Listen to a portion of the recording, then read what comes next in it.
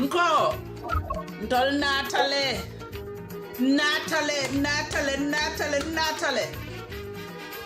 Oh my goodness. Binto Bantama Network. Nko. I'm saying good evening to everybody. Albedauda. Yes, I'm in the afternoon. Are you guys evening there? Yes. We are up and running. We are up. Nko, salam alaikum. Knock. Who is there? Who is there? Almamanna. We are up and running. We are running. We are up and running. Almamanna. Yes. This man. Yes, we are up. Nko, in Italy. They are here. Give me a shout out, everybody. I'll shout out the number. Credit goes to Jali. Jali, thank you. Nko, in Natalie again. Today we are back again. Pinto with her big smile. Because I'm grateful about so many things. Just waking up, having my family with me, calling some of them back home, and they said they are well and good. And guess who do I have here? Sigrid, you have to hold on to that. I'll text number and follow. Yes, Sunday, be serious issues. What is at hand? Nko, ntoni mama katana ko letenu. Jam grassroots. Nimma manene tada na ko tole. Man na kidono so much so that biri ko kam kurang la kana ngambuntam kolonkon bira bono wala do yombo mama ko nyenta titala na ko to kotek baram ko nga fara do no le alman no to lan ka kam bulu bala la nga kam maral ha nko mo karoni ko nkata nye kojela nkata nye mesen kojela mo nali olon ni ngal sa majal se tune my friend al nana love y'all. We are up and running. We have our guest. We have our brother here. Nko, Mr. Foday Chorr is in the building. He is in the building. APRC, green. Yes. Nko, we have our other brother here. Alhaji Kurang is in the building. But I will not tell you everything about him. It will be all secret. He will come forward and tell us. Yes. Are you guys ready? Yes. Mbijane.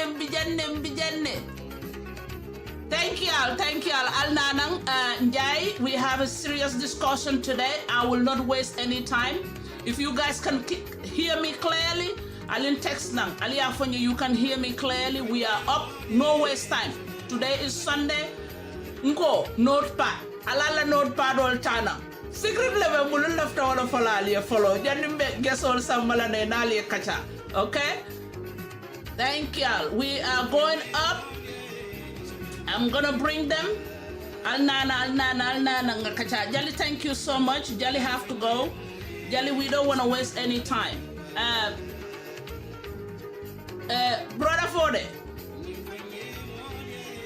Brother Foday, I'm going to make some changes. Mr. Kurang, okay. I have this secret that I need to tell y'all. Okay. When I came to the States, I was late. I was an exchange student. I went to this particular school. So back home, I didn't know much about computers. And early 90s, you know, they have this big old monitors, the big old box, and the computer is huge. It's like really huge. You go and turn it back on there, and it starts saying gur gur gur gur gur gur. Okay, so when I came to this particular school, I went to class. I was late for 3 days, so I rushed in. I was looking for those computers that we had back home, but we had this monitor on the table, but the computer itself, they built it behind the monitor. So it's so tiny. It's so it's so tiny. Time for class. I could not turn this computer on. I was sitting there like, okay. So I was expecting the teacher to take this big old pen or a screen and say, well, we are here for lecture. I brought out my books. Everybody, the other lady told me, said, what are you doing, girl? Just turn on the damn computer and get going. I did not know how to turn that computer on. But you guys are welcome. Mr. Kurang, you are welcome to Binto Bantaba Network. Mr. Chorr, you are welcome to Binto Bantaba Network. Thank you very much. We are the Grassroots. I want you all to be free. You are the lecturers today. That's why I'm telling them they should bring a notepad. They should not bring any computers. They might made a mistake like I did. So, Mr. Chorr. Yes. You are welcome. The floor is yours. Thank you very much. We can do it in English if you want to. Anyhow. Yeah, English is the only fine. language I may not be very fluent is Fula, but I can speak it. Oh boy. I'm not very fluent. Okay. Yeah. Okay, we can do it in English. That's fine. Mandinka later on. That's fine. Okay, that's fine. The floor is yours. Well, I am definitely humbled and honored to be here. But if I have it from you, I would just want to say, let me give the honor to Honorable Alhaji Mamadi Kurang to introduce himself. Then I'll come last. Okay, Mr. Kurang. Second. Yeah. Thank you. Mr. Kurang, the floor is yours. Okay. Yeah. Thank you. Alhamdulillah. Thank you very much for inviting me to this program, and I appreciate it very much to come here. As you know, Alhaji Mamadi Kurang. Yeah, by profession, I'm a teacher. By profession, I run an institute called Jollof Tutors. Well, right now, I'm still a teacher, but I'm also a politician. You know, and to cut it short, looking forward to contest in the 2021 presidential elections. Thank you very much. Wow. Okay. He broke the glass. Say it again. Say it again. Okay. Mr. Kurang, bring it back on. Mr. Kurang, bring it back on. What did you just say? What did you just say? I can hear it well. Come on. Well, I said now coming up on Yamerek to cut it short. 2021 is just at the corner, and the teachers and people, the farmers, the youths are asking me to contest for the 2021 presidential election. Let me Congratulations. make this. Yes, let's make this grand opening. Binto Bantaba Network, I want everybody at your volume. We just have a new candidate on the floor, in the building here. Mr. Kurang is getting ready to contest 2021. Nko, dala sito sitale. Mr. Kurang, need enter Gambia lale, and you will be welcome, and we are ready for you. Mr. Chorr. Hello. You just heard that declaration. Yes. Okay.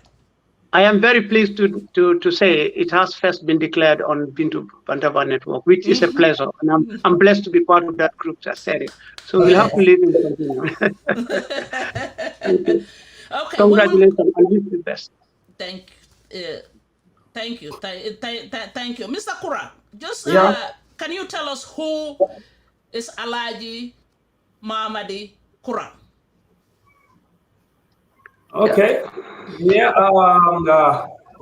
Alhaji Mamadi Kurang, born in 1970, 21st December in Kurang. Kurang is a village in Nyamina, in the Nyamina East. And then later went to St. Mary's Primary School, Ngana Common Entrance Kijele. That's where I did my common entrance and passed in 1984. And I went to St. Augustine's High School.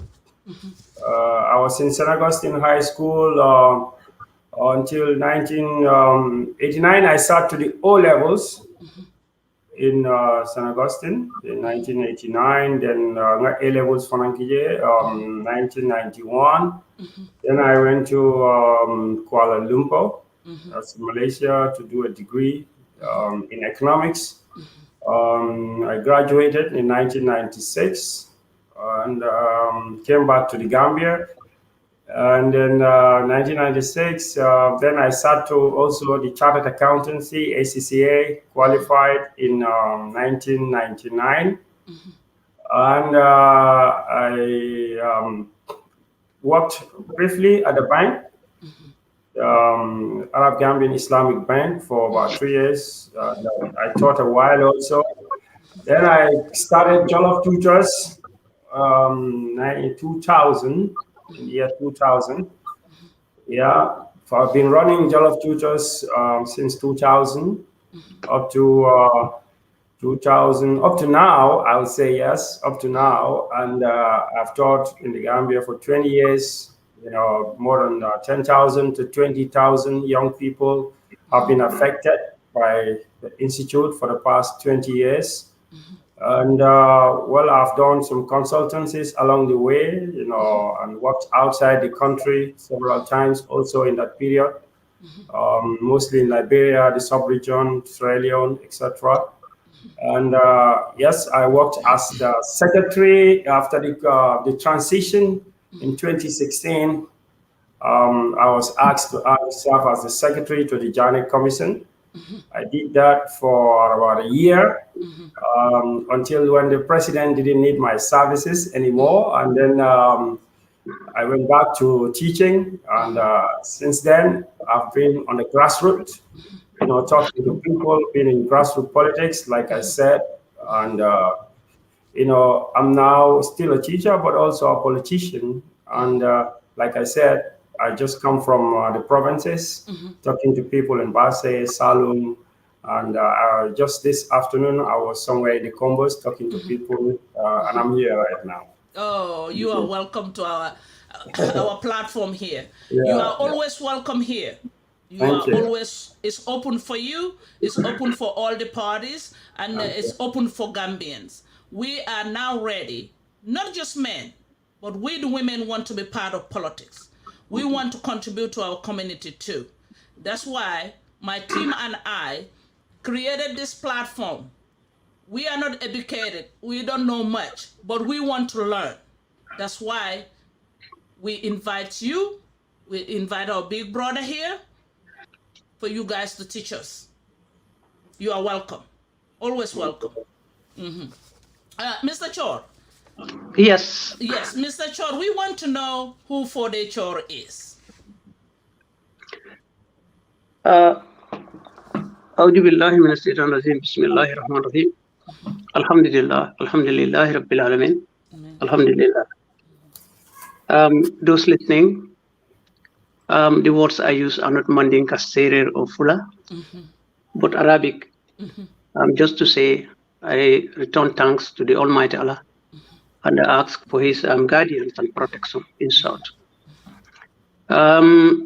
Before I introduce myself, I will say I am very, very much privileged, honored and humbled to share this platform. I mean, this great platform, and also to share this platform with Mr. Kurang.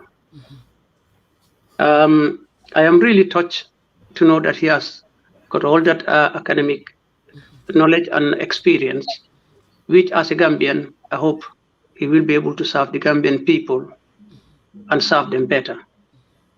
So I want to congratulate him and take this opportunity to wish him well in his endeavor, wanting to be a flag bearer, seeking the highest office of the land. And with his qualification and what he has just said, I think no one is more qualified than him. So it's a matter of asking people to give him a chance, and I wish him well. I am a little man here, like I said, humbled. My name is Foday Chorr, born and bred in Lamin, Kombo Lamin. I did my primary school in Lamin and did my high school in Lamin, and then went to Gambia College. I was a teacher. I taught for more than a decade. I was teaching at St. Peter's and taught in various Catholic missions. You know, before leaving preaching, I was a senior master class B, and I saw myself accidentally into working in a media house at the Daily Observer as the news editor. When I first started, I was labeled as join the list, which I was very happy to be called join the list. But I took it upon myself that I can change my career from education or add another profession to what I already knew, and that was teaching. So I was privileged to go to a training in Ghana, finance and economic journalism. I thought that is not the branch of journalism I want to do. I came to UK to study, and I did, journalism.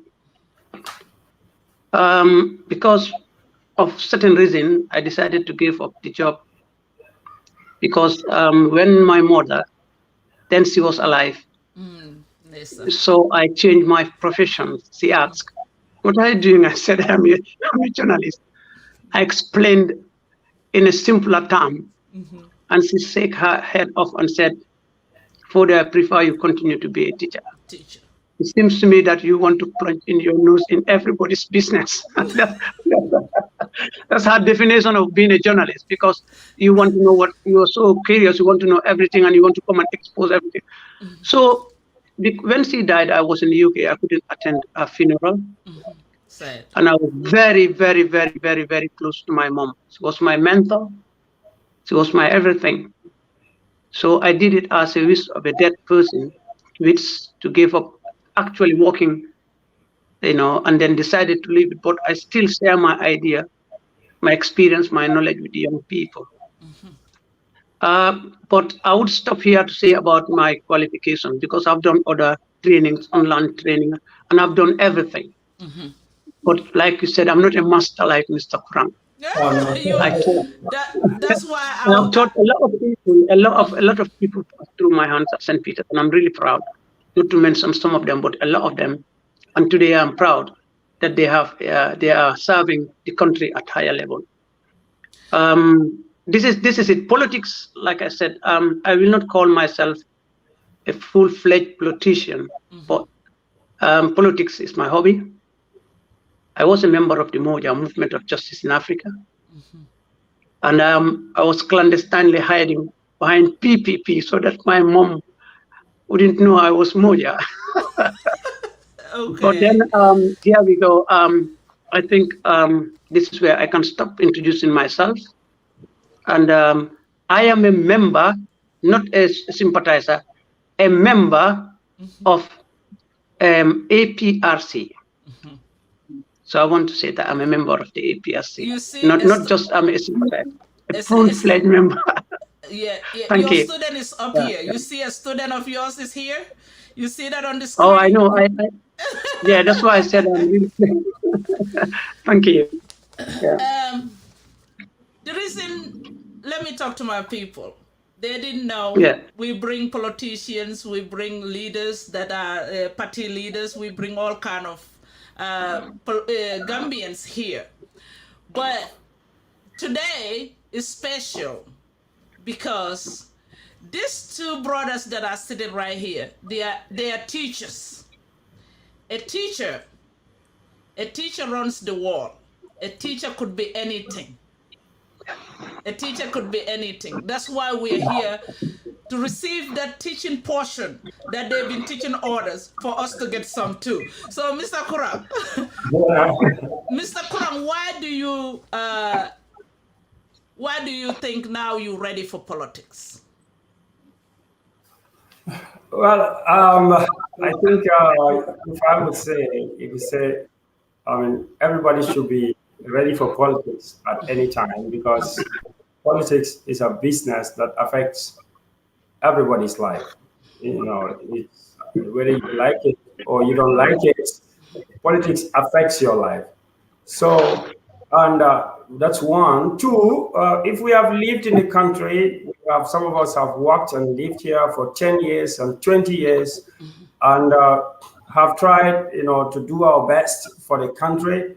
you know, and we see what is the hope of the people and what is being delivered to them at this moment. I think that is a calling for every patriotic Gambian to try to see what small bit we can do to change the situation, because the situation of the country at the moment is much to be desired. So I think it's very simple for me to say, yeah, the time is right and the time is now. Thank you. So do you have any policies that you can discuss with us? Because you just declared on our platform here, you will be ready to be a candidate 2021. Do you have any policies? Yeah, I mean, I think one thing, we have been going around the country, like I said, for a couple of months now, talking to people at the grassroots, and we believe that a manifesto of a party should be developed from the aspirations of the people. And the aspirations of the people, we can only get it by talking to the people. And this was our reason for going down to the grassroots to talk to the people, to get their perception, because people are smart. People may be poor, but they know what they want, right? And they can express what they want. So what I have gathered from going around talking to hundreds of groups, you know, around the country, of all age groups in all villages, small and big, is that poverty is a problem, and it's probably the #1 problem in the country. And as a government, to address it, or as a party, I mean, trying to address the future, we have to address poverty. And what we are looking at after talking to people, there is mass, #1, mass unemployment in the country right now. You know, about 20, 30,000 people are actually finishing school, you know, every year, and equal number possibly of that age or more, not necessarily in school, but reaching the age of employment. So you end up with hundreds of thousands, maybe close to 500,000 young people within the working age in the country without jobs. So any manifesto or any program that you're coming up with, you have to address that. But you see, jobs, of course, need skills. So what we are looking at is you have to address how do you address the problem of job creation? You have to create skills. So we're talking about, first of all, mass education. I mean, when we say mass education, we're talking about of the employable population, the 500,000 young men that are sitting in our street corners, drinking attires. People pay school fees for grade 12, up to grade 12, and they still have to feed their children. So all those hundreds of thousands of people sitting on the streets, you see, to develop a country is a formula. And there is no need for us to reinvent our own formula. There are formulas that have been applied in many countries around the world, and they have worked. They have been applied in small and big countries. How do you solve mass unemployment of youth? National service, we say. Look, it is not just about taking guns and giving them to young people and say, go to the camps and then become soldiers. That's your employment, receive $1,000 a month. No.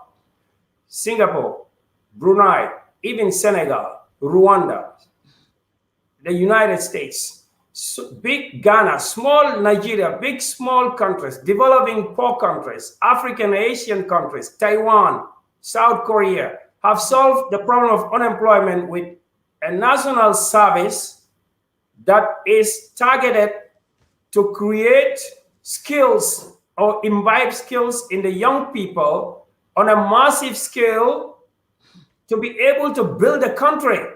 You have to build a country.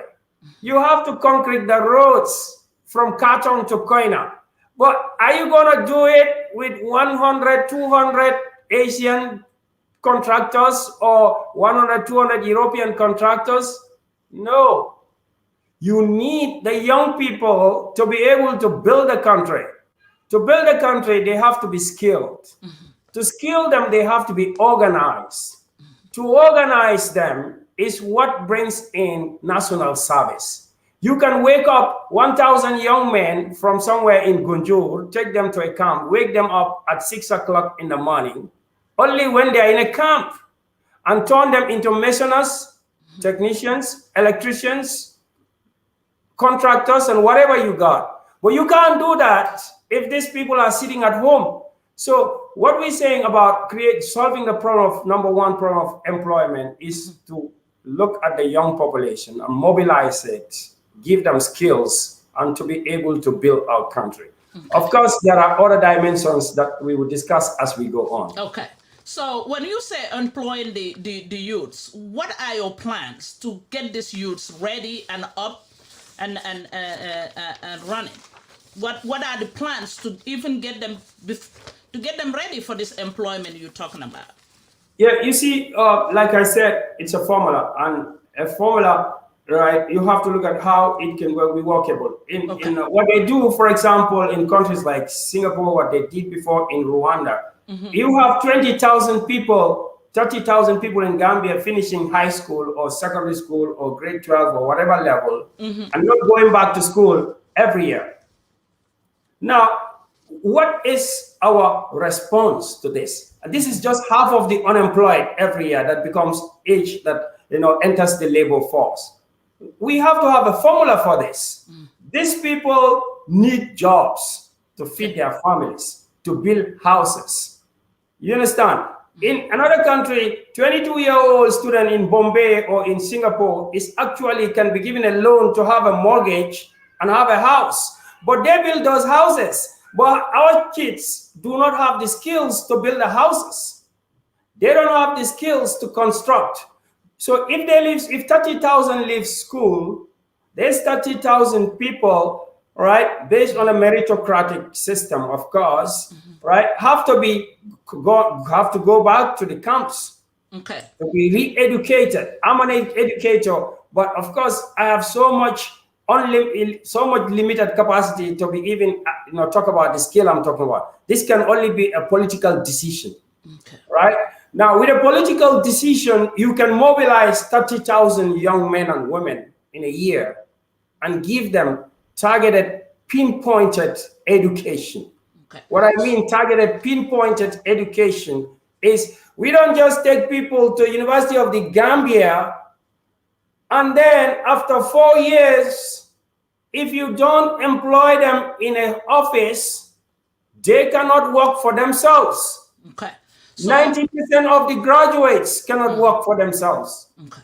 But if we train them as masons, how to fix tiles, how to fix some kind of roofing, or ceiling, you understand? Yes. How to fix corrugates, how to do a small carpentry job, how to do iron bending. You put how to do plumbing, how to plumb a house, how to electrically wire a house. These are targeted, pinpointed. Okay. So let me go to Mr. Chorr. Mr. Chorr, you are APRC. You are yes. APRC. What do you think Jamie yes. did? Jamie did for the youths when it comes to employment that Mr. Kurang is talking about, and it's not been happening well lately. Right. Thank you very much. Anything that I will say about APRC is my personal opinion. Yes. What I've experienced. I'm not speaking on behalf of the APRC. As I say, I am an executive member, but it's as an APRC member and a citizen. First of all, I want to say politics is all about setting of activities associated with people to see how you lead them or work with them to change their life for the best. So you can do politics at any level, whether at a village level, community, or wherever you are, just to be able to organize people and have an idea or status quo that you're going to follow, or a program you're going to follow to better their life. So in doing so, I mean, we talk about politics, we have programs linked to our political parties or whatever we are doing. So those programs should reflect on the life of the people. So as far as APRC is concerned, if you ask me what did, a Jammeh government and on the Jammeh's leadership, those for the young people of the Gambia, I would say we have to go back then and revisit what happened before he came. You see, as country, for it to move and develop, you have to look at its people, that is the human resources. You have to build the capacity of those human resources. And how do we build them? Because when we were colonized, we were forced to talk a language and take up a system. They found a system with us, but they took it from us. They gave us English. That's why we're speaking English. I wish we could have we could speak to in our language so that people can understand what we have to, because that's our official language. They find a system. What did we have when we took over? What we must realize is education was very late into Gambia, or informal education, if you know what I mean. So as a matter of fact, there are some countries that informal education was introduced in long time before us, long before us. So it takes time to compare what happened during the PPP time and what happened during Jammeh's time. But actually it's relevant we say what Jammeh did as far as the question of what he did for the young people. For me, education is the center of everything. Once we put up a proper education system, an education system that is affordable, an education system that is accessible, an education system that is relevant. Because we are human beings, we change and we respond to those changes. Our education system also must change to meet the relevance of our time. What Jammeh did, I'll say it quickly. He first of all came in and put in institutions. Those institutions are not for APRC, but institutions for the Gambia. When I was teaching, the Ministry of Education was Ministry of Education, Youth, Sports, and Culture, under one minister, run by one department. But when Jammeh came, he separated that and gave us two ministries, lower and senior education and upper and scientific education, if you know what I mean. So in doing that, obviously we knew the beneficiaries in the education sector are the young people and the youth. So that's one thing which is very great. The other thing that Jammeh did for the young people is to empower those young people. How do you empower them? By educating them. That is building more schools, which is accessible. And then it was affordable because, up to a certain level, people weren't paying. And then we have to look at whether at that time, what was taught in our school were relevant to what we need as a country. This is where we go. And that is not Jammeh. Jammeh is not responsible for that. The people who are responsible are Gambians, the technocrats who were working in the education sector. So the other thing he did was to put up institutions that gave the young people the opportunity for them to participate in the political dispensation of the country. There was what we call National Service Scheme. That National Service Scheme was put up. Not only do they want to put in people there to see them in uniforms and running around, but to look at the shortfalls, those people who could not continue to pursue their academic stands, but have got skills, they can go into the National Service Scheme to train on vocational, either electricity, building, carpentry, and stuff like that. That again was put in there, reinforced, and people were given responsibility. The late Sebastian Jai did a wonderful job there. He was my residential tutor. He did a wonderful job at the Youth Service Scheme. That scheme also, because the people were seeing it as then Yaya Jammeh and APRC government, they didn't give it a push. That was an area where we could have trained our young people with skills relevant to the need of the Gambian people. Okay. So that was one thing. Okay. The other problem also that Jammeh did for the young people, since 1951, coming down to 1980, the then government and the colonial masters wanted to put up a national youth council. This was never possible, but an act of parliament implemented and gave a national youth act, which postulated and established a national youth council and a national youth commission, where young people not only will they participate in politics, but they will participate in the political dispensation and contribute to national development and advise and advocate for young people participation in politics and advise the government as to how they should help, uplift the life of young people. That's why we had that institution. And the institution was not only political, it was not an APRC youth council, it was a national youth council. Today we have seen young people participating in politics, participating in national development, advocating for their rights. That is something that you empower people with. You don't empower people by taking them to a gym for them to do an exercise so that they have big muscles. You build their capacity. And I think an APRC government did that aspect. You might say they have not covered all areas, but it's a start. Okay. So this government or any other government that can build on that. Okay. So to answer your question, these are areas that Jammeh did. We've seen, like Mr. Kurang said, when he finishes A level, he has to leave the country to go and do his first degree. But today we are privileged. At least we are lucky that young people who are finishing their grade 12, they attain their first degree in the Gambia without even leaving the country. And that is another thing to empower people, because for me, education is the key. Okay. Education is the key for us to change the country. It's not about any policies are just plans that we put across. But then, because I said human beings are flexible, they can change and they respond to their stimulus. Any ideologies that came need to be revisited all the time, because the people are not, they are moving, they are not stagnant. Human beings are not stagnant. They need to change. So just to say a few, because what Jammeh did for the young people of the Gambia is far more than what I'm saying, but the important ones that I have just mentioned. Thank you. Yeah, I will come back to you. Mr. Kurang, I read your manifesto that you are planning. You are still working on it. I also read about the education portion that you put in. But in fact, this year, 2020, the WACS, the exam, the West African exams that the senior secondary school did, 14,000 of them, 14,000 students sat to the exams, but 600 out of 14,000, let me get it 14,000 sat to the exams, but only 600 out of the 14 are qualified to go to UTG. What do you see about that number? What do you think about that number? It's kind of low. Well,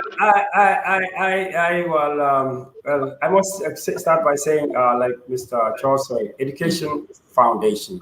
I've seen it in Asia. No economy can be built without an educated force. I must say, I always tell people, I think the Gambia started with an apartheid education system, and you cannot deny that. In the 1965, only the colonial masters or so before that had their children who went to school in the early 1990s, in the early 19th century. And it later went to the chiefs, the sons of the chief. And, of course, truly, at the time that the Jammeh came to power, there were only about 4 or 5 or 6 high schools, in the Bantu and a few in Nusrat. And I think with all due respect, we give thanks to the APRC for breaking that monopoly of primary education. Universalizing it. Still, we haven't gone anywhere, but I think they did contribute to breaking that appetite of spreading education around. But the problem, both in the First Republic and in the Second Republic, still remains that our education system remains unfunded.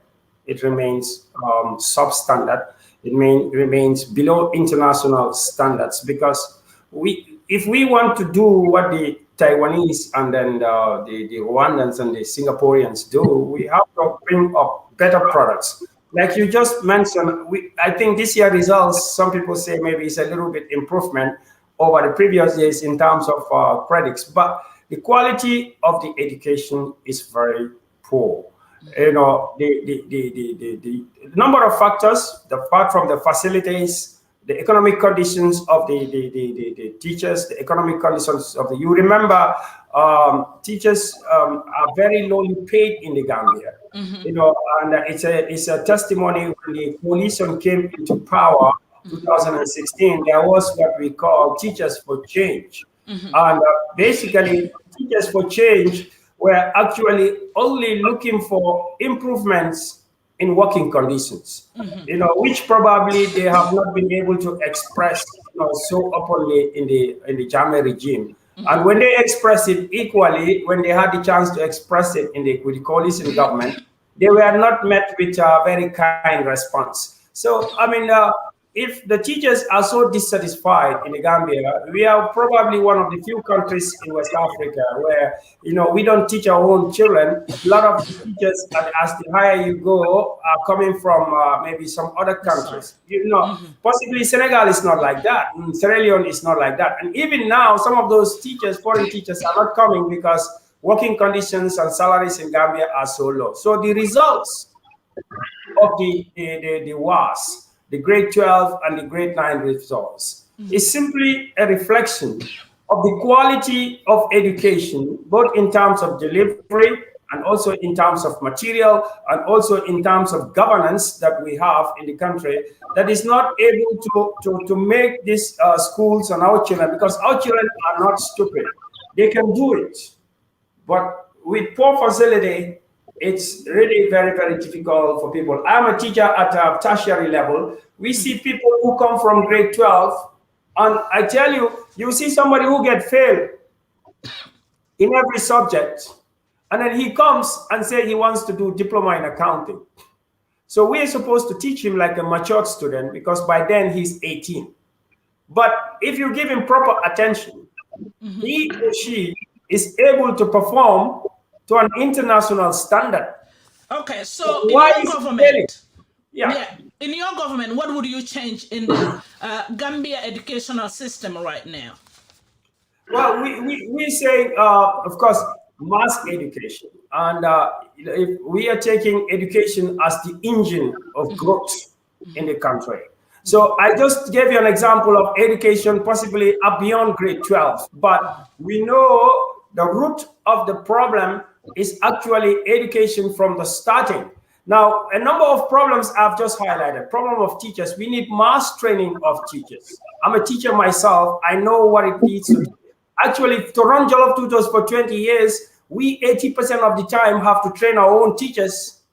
So we kept up saying every student is a tutor, because we train the people on the streets to become teachers. Gambians must rely on Gambians to teach. So we have to train our people. One. Two, prioritization of investment in education. You look at the budget, we're spending just $2 billion is on primary education, let's say 200 billion on primary education. I mean, it's 200 million, sorry, not 200 billion, 200 million, right? It's not enough. If you pay the salaries of the teachers, you go to so many schools. I come from the provinces. I've been going around for the past 6 months to hundreds of villages. There are primary schools or pre-primary schools with tents. There are primary schools with thatch roofs, corrugated, nyantambumul, right? There are private schools where people sit on bricks, right, to listen to the education. They are losing because education is such that you enter at the age of 8, you have to move on. So in our education, people are just moving on. They don't have the facility. By the time they come to college, to be able to, like you said, to touch on computers, how to use computers and so on. Primary schools around the world are using computers and technology. So our government is going to prioritize education, not only in terms of teacher training, 1, 2, real investment into education in terms of equipment and technology, and 3, accessibility, because education in Gambia started as an apartheid system, in the sense that only the son of the colonialist, then the son of the chief or the important people, before mass education come, it has still not, just like healthcare, education need to be accessible to each and every single person of our 2 million people. Okay. They should be able to access it and then use it to develop themselves. Okay. Let me, thank you, Mr. Kurang. Mr. Foday. Yes. Since the COVID happened, it affected the entire world. But Gambia, our students, they have to do online classes. My own children are doing online classes. But with this internet going down, they don't even have the equipment. most of the students only have phones, but no computers, not much anyway. So the internet gone, what do you think the quality of their education will turn out to be? Right, thank you very much. If I will ask your kind permission, I will answer the question, but I just want to say some few things about what Mr. Kurang said. Okay. It's important that we look at it in all perspective, because I am saying what has been provided by an APRC government to make education accessible to everybody and affordable to people. Now, if you look at it, everybody, including Mr. Kurang and all the old people who are listening, will agree that when the APRC government came, the first thing they did is to provide schools, build schools, primary schools, senior secondary schools, and so on. So therefore, that is one basic thing that we require. Because before Yaya Jammeh, the schools, even at primary schools, were built based on Tesito. And most of those schools, like he rightly said, were tents, where people go into the bush and put up a tent, a pavilion, where you just, sit on a brick or, whatever. One of the requirements for a child to go to school was to carry a table and a chair, especially in the campus. I mean, that scenario changed when APRC came. The attitude of teachers towards where they are posted also changed, because their teaching conditions, teaching and learning conditions improved, school improved, teachers' quarters were built, and there was discipline injected into the teachers to make sure that they reach at their posts in some time. That was something, it's a political decision. I mean, people who were responsible, supervising the education sector should have taken those responsibilities, but it was very relaxed. I was teaching at the time. I will tell you. Yes, it's true. At the time, the salaries of the teachers were very meager. If I tell you, when I started teaching, I was paid $232 every end of month. Will you believe it? And the headmaster was paid $400. And that was in 1987, 86, 87, not long ago. Now, looking at it at that perspective, there was a big improvement in terms of building schools and so on. In 93-94 academic year, 77% of the teaching force were all foreigners. 77% of those teaching were in Gambia, and they were all foreigners. Then came in 1990, in 2015, 2016, it was overturned. 78% of the teaching force were all Gambians. Okay. That is because of the number of schools built and the training impact that was there for the teachers to be trained. Where Mr. Kurang is talking about in terms of relevance and in terms of the academic stand of the student, that also depends highly on those people who choose to be teachers.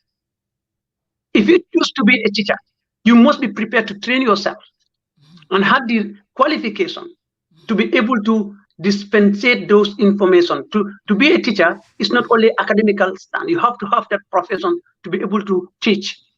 So this is very, very, very important. Now let's look at what we inherited from the British. Was that relevant at the time? Yes, it was. But the Gambia government, the then government, saw it prudent to have what they call education conference, national education conference, and postulated a new education policy. That new education policy introduced the 6-3-3 system. 6 years of education, of primary school, then middle school of 3 years, and then senior secondary school of 3 years. That system, when it was postulated, the education policy, when they were postulating it at the beginning, the people who should be implementing the program were not involved, most of the teachers. Okay? It was only postulated by experts who probably most of them were not even Gambian, so they don't understand the reality on the ground. So the education policy was prepared, then given to the teachers to implement it at the time they don't understand. I will tell you why I said it, because I was teaching at the time. The system was meant to be a continuous assessment from primary 1 to 6 in order to determine whether this person is ready to go to grade 7. And that process, that assessment has to start from primary 1. And it involves the teacher, student contact hours. It involves all.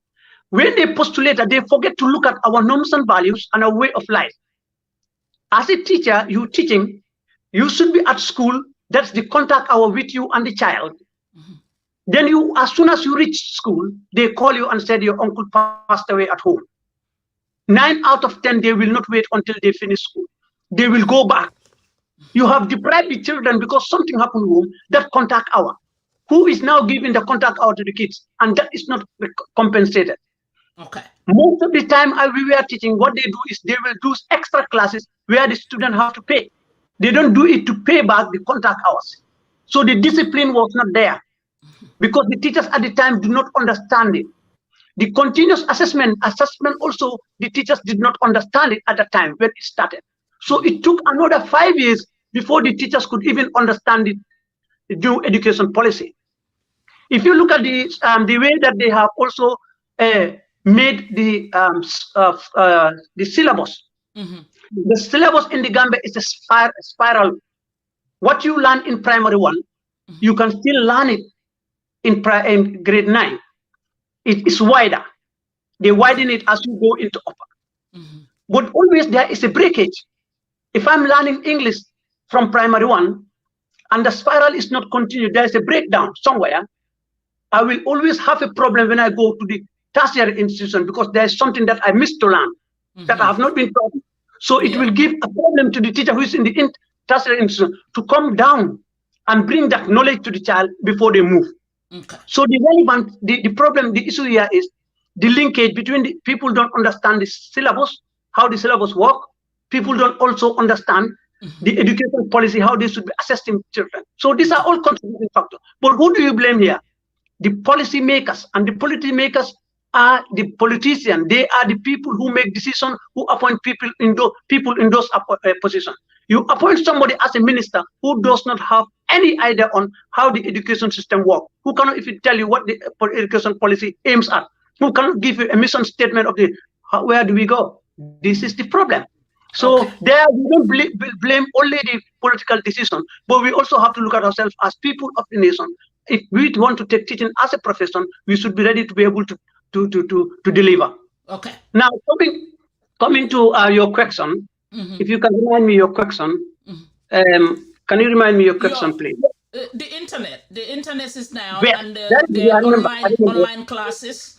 As soon as you start talking about computer, I wrote it down. You know why? I wrote it down because when I was going to high school, St. Peter's High School was the first school where computer training was introduced.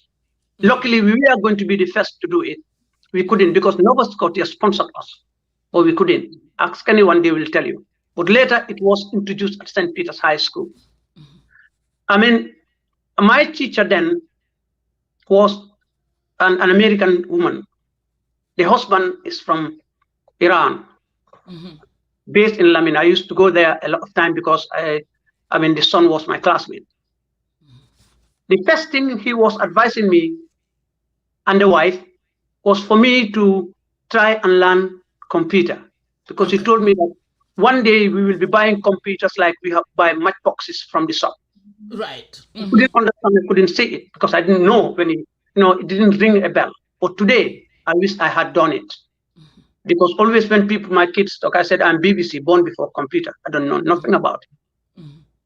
But obviously, it's not because you are my age, you cannot do. We must endeavor in exploring and learning how changes affect our life.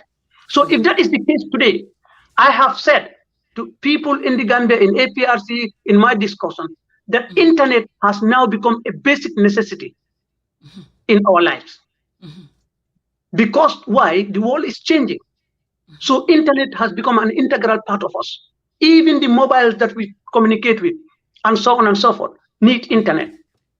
We the sailors, when we travel, because we don't travel, we normally go fishing and so on. The fullers are the travelers and so on. When they used to travel to go to Europe in the past, if they want to send message, what do? They write a letter. Or they will go and find a tape recorder and record and send a cassette. If you don't find it, you go around the town to look for somebody to borrow you a tape record, a tape to be able to listen to that. Those errors are gone. Today we can reach each other. Look, we are seeing the Fullers are seeing each other with the Serer. I don't know what the Jolas are going to do anyway. So this is the problem that we should look at ourselves and see what do we need as a nation.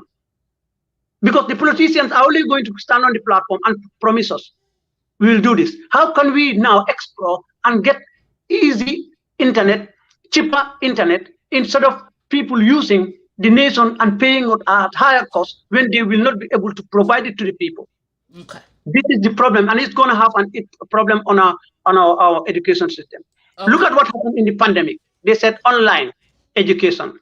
That online education, the department could not subsidize the funding of that. So therefore, the student, for example, those who are going to Gambia College, their tuition fee now, they are paying tuition fee to qualify to become a teacher. They are paying tuition fee to qualify to become agriculturists. They are paying tuition fee to qualify to become nurses. On top of that, they are paying 1,000 for provision of internet. Okay. Okay. So if you look at that, because that is expensive, it also have an impact on the economic activity of the masses. Okay. Mr. Kurang is an economic, he will tell you. Yeah, instead of putting back money into the people's pocket, we are not, the state is now taking it and paying it at the most expensive level. Okay, how can the Gambian people move? Yeah, Mr. Chorr, let me go to Mr. Kurang because we're going to wrap up this education portion. We have other issues we need to slide through. Mr. Kurang, you are an economist. This internet issue, just touch on it just for 30 seconds, then we move on to your own portion of profession. Yes. Well, I think it's becoming very clear to all of us that the internet is inevitable. It's becoming part and parcel of our life, you know, in every aspect of our life, and most importantly in education. You now see what has happened even in the pandemic, and apart from the pandemic, you know, people need it, you know, to get educated. You know, I've seen during the pandemic, you know, people, my own kids, they've done classes online, but, you know, they're private schools. And this is what we're saying, that education, even at the public schools, should be as good as what is happening at the private schools. Mr. Chorr touched on a very important issue. The education system, when it was restructured to bring in this system of continuous assessment, grade 6, then grade 9, we all know that it did a number of things. You know, one, it took competition, you know, out of us at an early age, because we know how we used to compete to pass the common entrance. So that is at primary 6. At the age of 10, people are already nervous at the age of 9 about passing the common entrance. So we work hard, you know, and then when we pass, then we go to the high schools. And then those who cannot pass don't go to high school.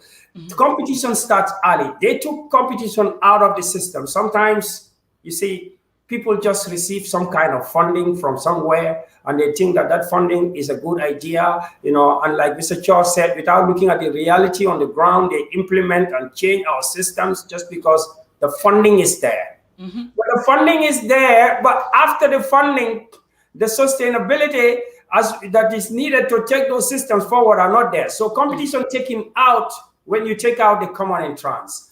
The O-levels now, which is supposed to be 5 years after grade 6, is another competition, right? After 5 years, you see the O-levels. Now, no more O-levels, so people have to wait for 1 more year, 6 years. By then, you are already lethargic. Why do you have to stay for 6 years? Because before you go to college. If we could stay for 5 years, and some people in some countries are staying only for 4 years to go to college. Who is asking our people to add 1 more year before you go to university? What is university? A taxi driver can go to university. So when you just mentioned to me, only 600 people every year, they tell us, have got the right to go to university. This is why we set up alternative institutions to show that the people failing the grade system at grade 12 does not necessarily mean that our children are failures. In the West, people fail in Gambia with bad O levels and bad grade 12. They go to Scandinavia, then they go to university, they become PhDs. When they fail all the worst exams in America, then they go to America and become doctors. So nothing is wrong with the people. Yeah. Okay. Something is wrong with the system. So we're gonna go right on the ground now. The education system, I have to bring you guys back. We talk about it more. Price of commodities. Price of commodities in the Gambia right now is people are complaining. It's public outcry. Mr. Kurang, you are on the ground right now. What can you tell us about the price commodity that is affecting our people?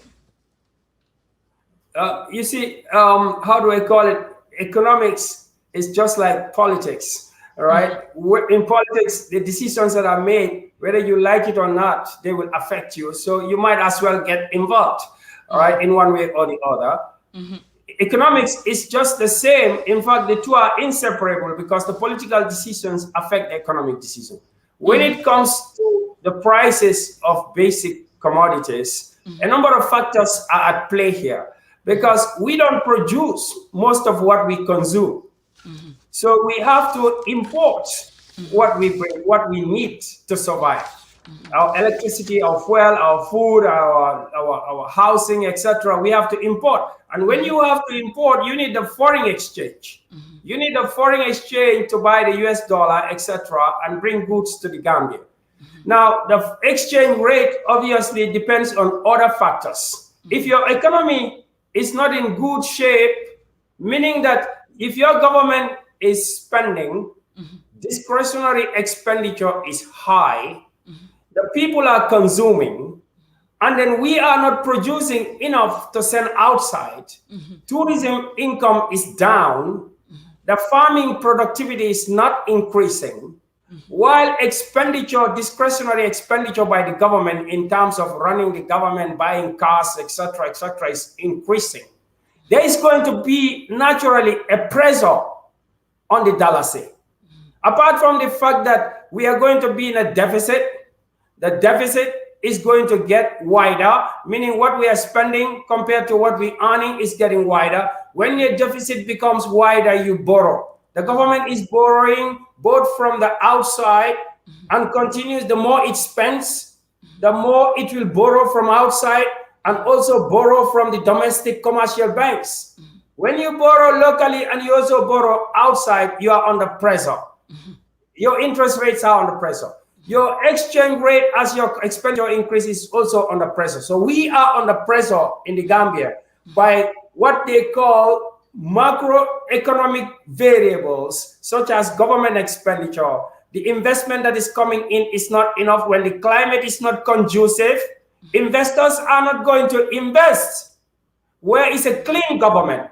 You need to have a clean government. You need to have good policies, both educational, health, and other facilities, infrastructure in place to be able to attract foreign direct investment, FDI. If you don't attract foreign direct investment, your country is not attractive enough. There is going to be another pressure on the dollar. So we have all these factors putting pressure on the dollar. We cannot just be going around blaming the businessmen. There are a number of factors that are beyond the control, and everybody knows it. So the dollar is under pressure and might continue to be under pressure, and therefore commodity prices are likely going to hike up. Okay. Thank you, Mr. Chorr. Oh, hello. Mr. Chorr, if look, when I during the day I have to have my lunch rice. Yeah. And if I don't eat rice, Mr. Kurang, you are my husband. If you don't buy that bag of rice, my body is shaking. I'm acting up. Okay, I have to eat the rice. Okay, so if that price of rice, I remember growing up, my grandmother, when they buy tubab rice, they call it tubab mano. They hide at night to smuggle it in because they don't want the neighbors to know that they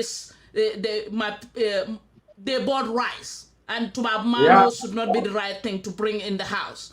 So, but Mr. Chorr, my question is, the price of commodities, especially rice. We don't have anything we consume on as Gambians. What is your answer to that?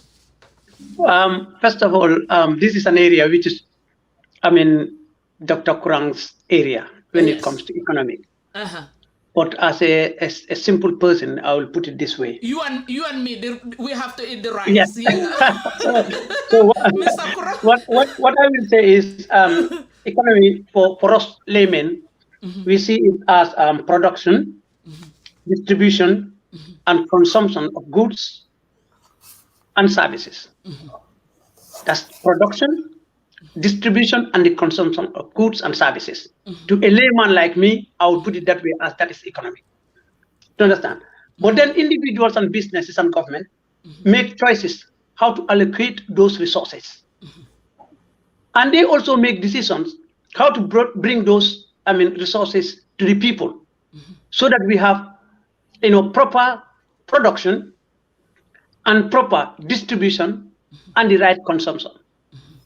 These are also decisions made by those people we gave our executive powers to decide for us. So now, when we look at it, I'm not going to go into those terminologies, because when Mr. Kurang mentioned those terminologies, I'll just laugh back because I will say, no, hold on a minute, come down to my level. But I want to come to answer your question. I want to come to a layman's point of view.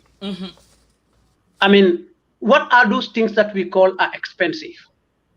On a political note, we're talking about our basic commodities that we depend on every day, right? And that include rice, oil, fish, and the things, tomatoes, and so on.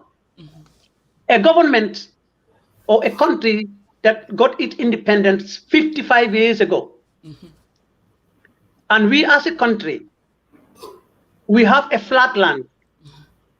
We are blessed with a river that stretches along the country. One side is, salt water. The other side is fresh water. So we have a flat land. We have water, and we have the climate, the weather, the climatic condition, and we have the people. Even though our technique is traditional, we still have the people. Most of them depend on that tradition to till the land. This is why education come in again. Why can't we change those techniques to be able to grow those things that we have in our country? Because rice, any type of rice, can grow under the condition that we have in the Gambia, because we have flat land, we have water, we have the people, we have the climate. So what is left is the political decision and the will of the Gambian people to go back and do that, because we must not see farming as one of a dirty job. Everybody wants a white-collar job sitting in the office. This is the problem, because the way it has been introduced to us, the way the politics is introduced to us, the way government is introduced to us, this is where APRC differ a little bit with all the parties that came in, because then the president and the leader of the party was advocating for people to go back to the land. The understanding wasn't there, because people were brainwashed to say he's a dictator, he's forcing everybody to go and work on his farm. It's the leader who was leading by example. But let's forget about Yahya Jammeh and what he did. How many years during the PPP time that we've seen, how many agricultural directors were there? How many departments do we have all around the country? We have got everything that could have helped us today to have people, scientists, who should be sitting in the labs today to make discoveries to see what type of rice is better and quality for Gambian to live on. We didn't even have that still. So now, like Jawara said, which he used to say, if your store is outside, your food store is outside, you should expect to be hungry for 2 weeks. If your food store is outside and the price is determined by the people who are outside, expect to pay anything that they ask. So for us to see today, the price of rice or basic commodity is going high, has got so many factors. One, we knew that at this moment, the pandemic is biting. And from where we are getting our rice, from the production to when it comes over to the port until it goes to the store. Every little bit of thing is added on it. And who suffers is the citizen. Because if you buy a bag of rice for $2 from Malaysia, you paid another $2 to ship it to Gambia. You pay another $2 to pay the tax. You pay another $2 to transport it to the store. All the monies you are adding and all the tax you are adding, by the time you finish, you got $100. You are going to add something on top of that $100 to make a profit. And who are the people paying all that? It's the consumer. And that is us, the people, the voters, the people who vote people to put them there. So we pay tax, pay as you earn, we pay tax for the business people, we pay everything. So because of that, the commodity will go up. That's one thing. That means we ourselves as a country do not put up any productive mechanism to be able to produce those things that we could have bought cheaper. Okay. That's one reason. The other reason is the politicians use the people when they want our vote to say, can you vote for me? The commodities that you are buying at this high price will come down. When they very well knew that they are not responsible for the market. That is politics of deception. So you're saying the government is not responsible for the market? No, they are, of course. Okay. That's what I'm saying. They are decision made. If the government had made plans for people to go to the land and grow what we grow and buy them in Ghana, it will be cheaper. Okay. And secondly, because the government are buying stuff coming outside because of, like Kurang said, on our dalasi, is completely, the dalasi can only be used in the Gambia. And all the commodities that we are talking about, we buy them in foreign currencies. So when they buy them in foreign currencies, when they come, the price will go up. Yes. And now that is, I'm only talking about commodities that could be grown in the Gambia. Rice is not grown in the Gambia now, so the price will go up. You know, but what is really interesting is, let's look at fish. We have the river, like I said, we are blessed with it. Today, to buy one, I have seen a video going up when they were asking, how much do you sell this for? He said 1,200. 1,200 for a fish, one. And those fish are caught in our rivers. Why are they competing? Because if you go to the river, your catch may be very little. And all you do is to make it expensive. Because we have already allowed the Chinese to be fishing in our rivers. We have allowed the Senegalese to be fishing in our rivers. We have allowed the Europeans to. So obviously those natural resources are going to be very expensive. Okay. Excuse me, I think Mr. Kurang can take up my battery is doing a flooding, and then I'll come. Mr. Kurang will come up. Mr. Kurang. Mr. Kurang. Okay, I'm back. Mr. Kurang is freezed. I hope he's in Gambia. Pray for us. Pray for us. Okay, let's put him down until he's straightened out. He's freezed. Yeah, I will continue to say some few things about that. Like you said, with regards to the high, okay, he's back. Hold on. Okay. I want him to. Mr. Kurang, you kind of freezed on us. Foday, hold on. When I was growing up, Mr. Kurang, welcome back. I know you guys started disappearing and like a ghost going back and forth. Mr. Kurang gonna be a ghost in a minute. Mr. Kurang, I'm gonna say this. Growing up, nte mama ke, ndolmo karoni college. We do aka temboyo like. Do the palm kernel thing, and we will make palm oil out of it. And part of it, nka lofile, tuluse, we make the dutil out of it. We sell the kernel, we sell the palm oil.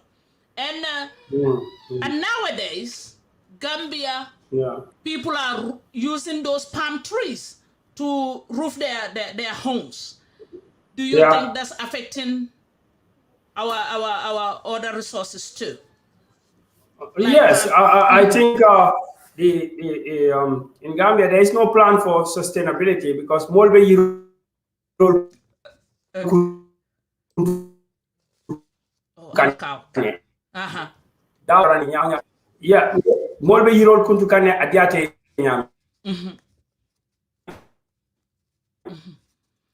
Okay, y'all be patient, okay?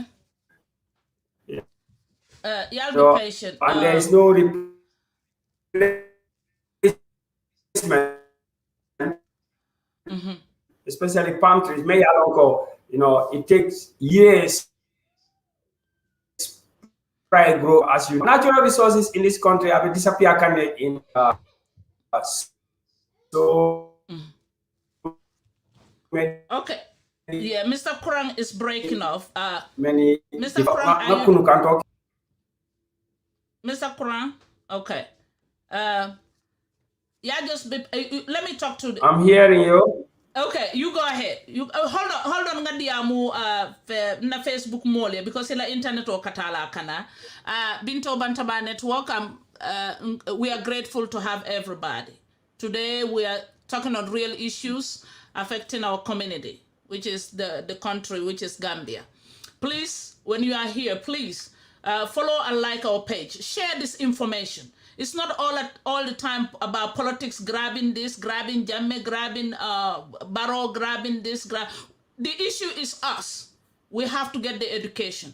We have a special guest here, Mr. Alhaji Kurang, is here. He's here. He just declared that he will be running for presidential election. He will be a party leader soon, 2021. And we are happy and grateful that he just declared that here. We have our Koto here, Mr. Chorr mu na teachalet. So they are both teachers. They have other fields, but this is it. If you're on YouTube, give us a shout out, subscribe and like us. Please share this information. Mr. Kurang, Yeah. mamala tulise, mamala fenkolo. If my grandpa can see right now where he used to go and get this palm kernel, and the palm kernel trees are gone, I know he will be like, what happened to all this? Yes. Yeah, So go ahead. We are still on the commodities. Yes. So I'm coming for that. What I'm coming, a lot of the commodities like Mr. Chorr of APRC, very difficult to produce in the country because of what has been going around. Our natural resources are being disappear at a very fast rate. You know, fishing. Fishing is Gambia is abundant with fish. You know, both freshwater fish and also you know, jamal muta and you know, most of it you understand? Because electricity is not there, and a country cannot industrialize and produce and feed itself and sell it in this day and age without, you know, some kind of electricity or power. So more katinyare. You know, Faradokula, we talked to some women, you know, and down there in the CRR, and they will tell you, Farol Fele, Muge Dokuno, because machine equipment is not there, the technology is not there. Just few days ago, Salum Mafana, Nemusolve Kachala Gardino, and also similar sentiment in Jara, Nagadino Ke, Project Ol Nata, Bohol Sinta. Of course, Hanover question because the technology is still shut, all right? Boholes BJ, but ninga na first problem ninga na gadino ninga kati maybe jabol ani maintain meliale katinya juna ninga samba marsoto we have to sell them at a loss or a fight because they get rotten. So we are all these projects that have been going on for 50 years trying to take our people out of poverty. They just solve the problem somewhere. Janabe futala anyanta futala dameng. Problem found a solution to put money in the pocket of the people. Obukake. So and then the other aspect of it, some of the resources are disappearing. I spoke to fishermen in Bakau. Nyulmumo leti meli alonko e wuluta Bakaule. They grow up tajele and they are in the sea. They are fishing. But they tell you that there is no protection. The Gambia does not have proper protection of its waters to make sure that fishing regulations inyanta apply la nyama me yalon ko moltina ka jalol fay bakono jalo me yalon ko nyomen alafitala wa mansula la wa ayabe muta nata ta samba na mansula men na ayo fay all along the coast in the Gambia from Kartong to Bakau. Our fishery reserves are under threat. the livelihood of the people is under threat. And urbanization is increasing in the Gambia. So when urbanization increases, the number of people with little equipment, no investment, no proper government funding to be able to bring their produce, even the small that we are producing is perishing. It's perishing.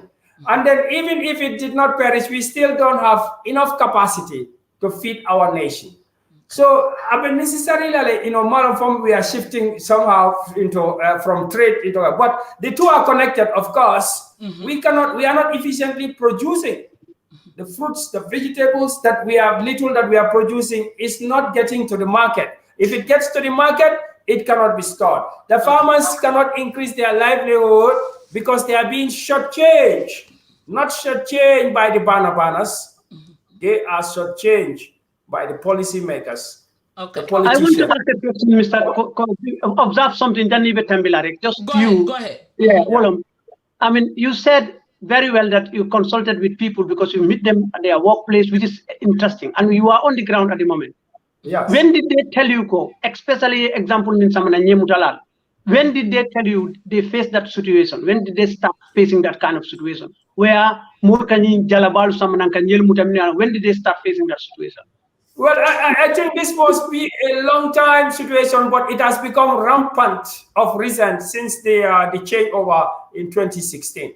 It's become rampant, and this is it's no secret. We see about the newscast, about the fish meals, about the regulation.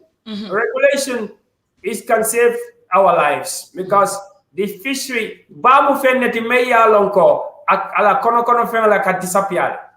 When those things disappear, we're going to pay a heavy price because we might end up just like people in Mali, where we have a water, but the water cannot feed us. First, the water needs to be irrigated to feed us in the gardens. That's not happening. Secondly, the resources in the water are being mortgaged. Mortgage. Then what is there for our children? It's been mortgaged. The price that we eat tuna. Mr. Chorr, you are in UK. America here, the schools, they eat tuna fish. Yeah.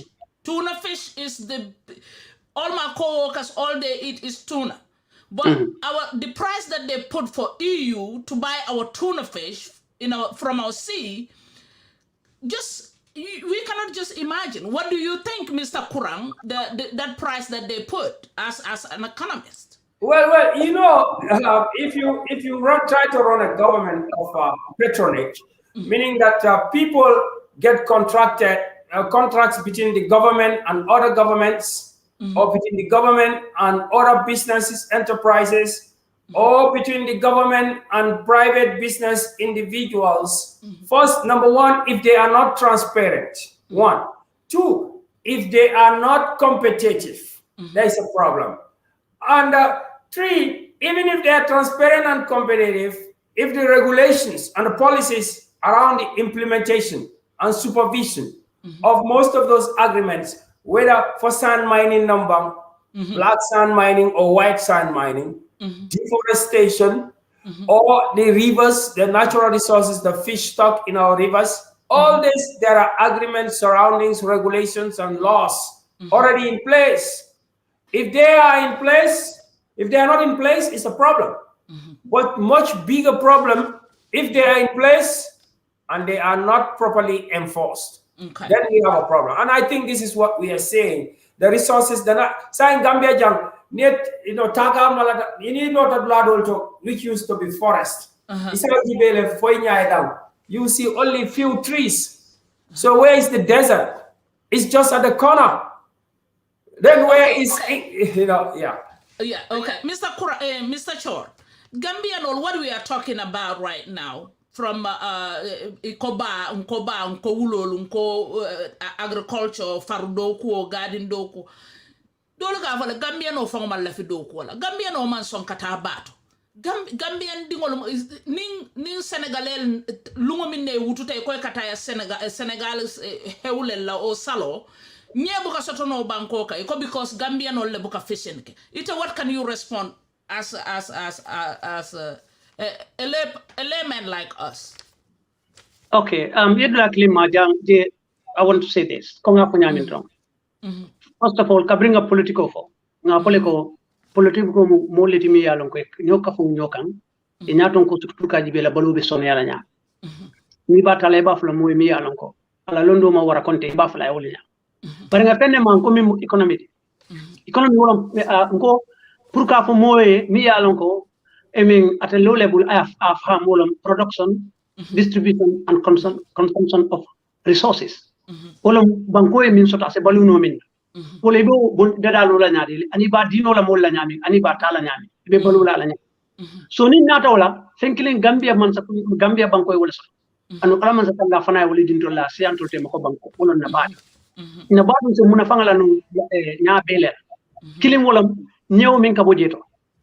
Ninga jibe wutumo mu ko nga ko nyami dunia hadama di ko falinde anu hadama di ko falinde nyami ala manya na ala ferol fana nyanta ka fali wole nyam wutumo ni jibe jala fayo yi abu janne ko imama karo ni ngolom ikatengole boy ni tenkulo boy yake duli noti yake tentulo kudo ko na tentulo so ni mul tan juma wutumo juma le katanu bat kasin ko nte faman fello na manke jala fayo yanda tan sani ya jibe wutumo ni tata yenye mutana inata depending on the community ibuka nye wapi no ika ponko di mobile ika domoro di nye di mobile ale pour la so min to isna wafu bandaran kol bari bi moli alo ne ko nye ay fonko le soto ay ala economic fonko min bije ay nafa soto le instead of ni nata iketela ma ko le bondi min tuta ika wafile ning atra ko wole be kere anda nyanta wafula min ka na bankoto ni aje nga Mr. Kurang nyinin ka kabriye wol nyinin ka ko wati de malaketa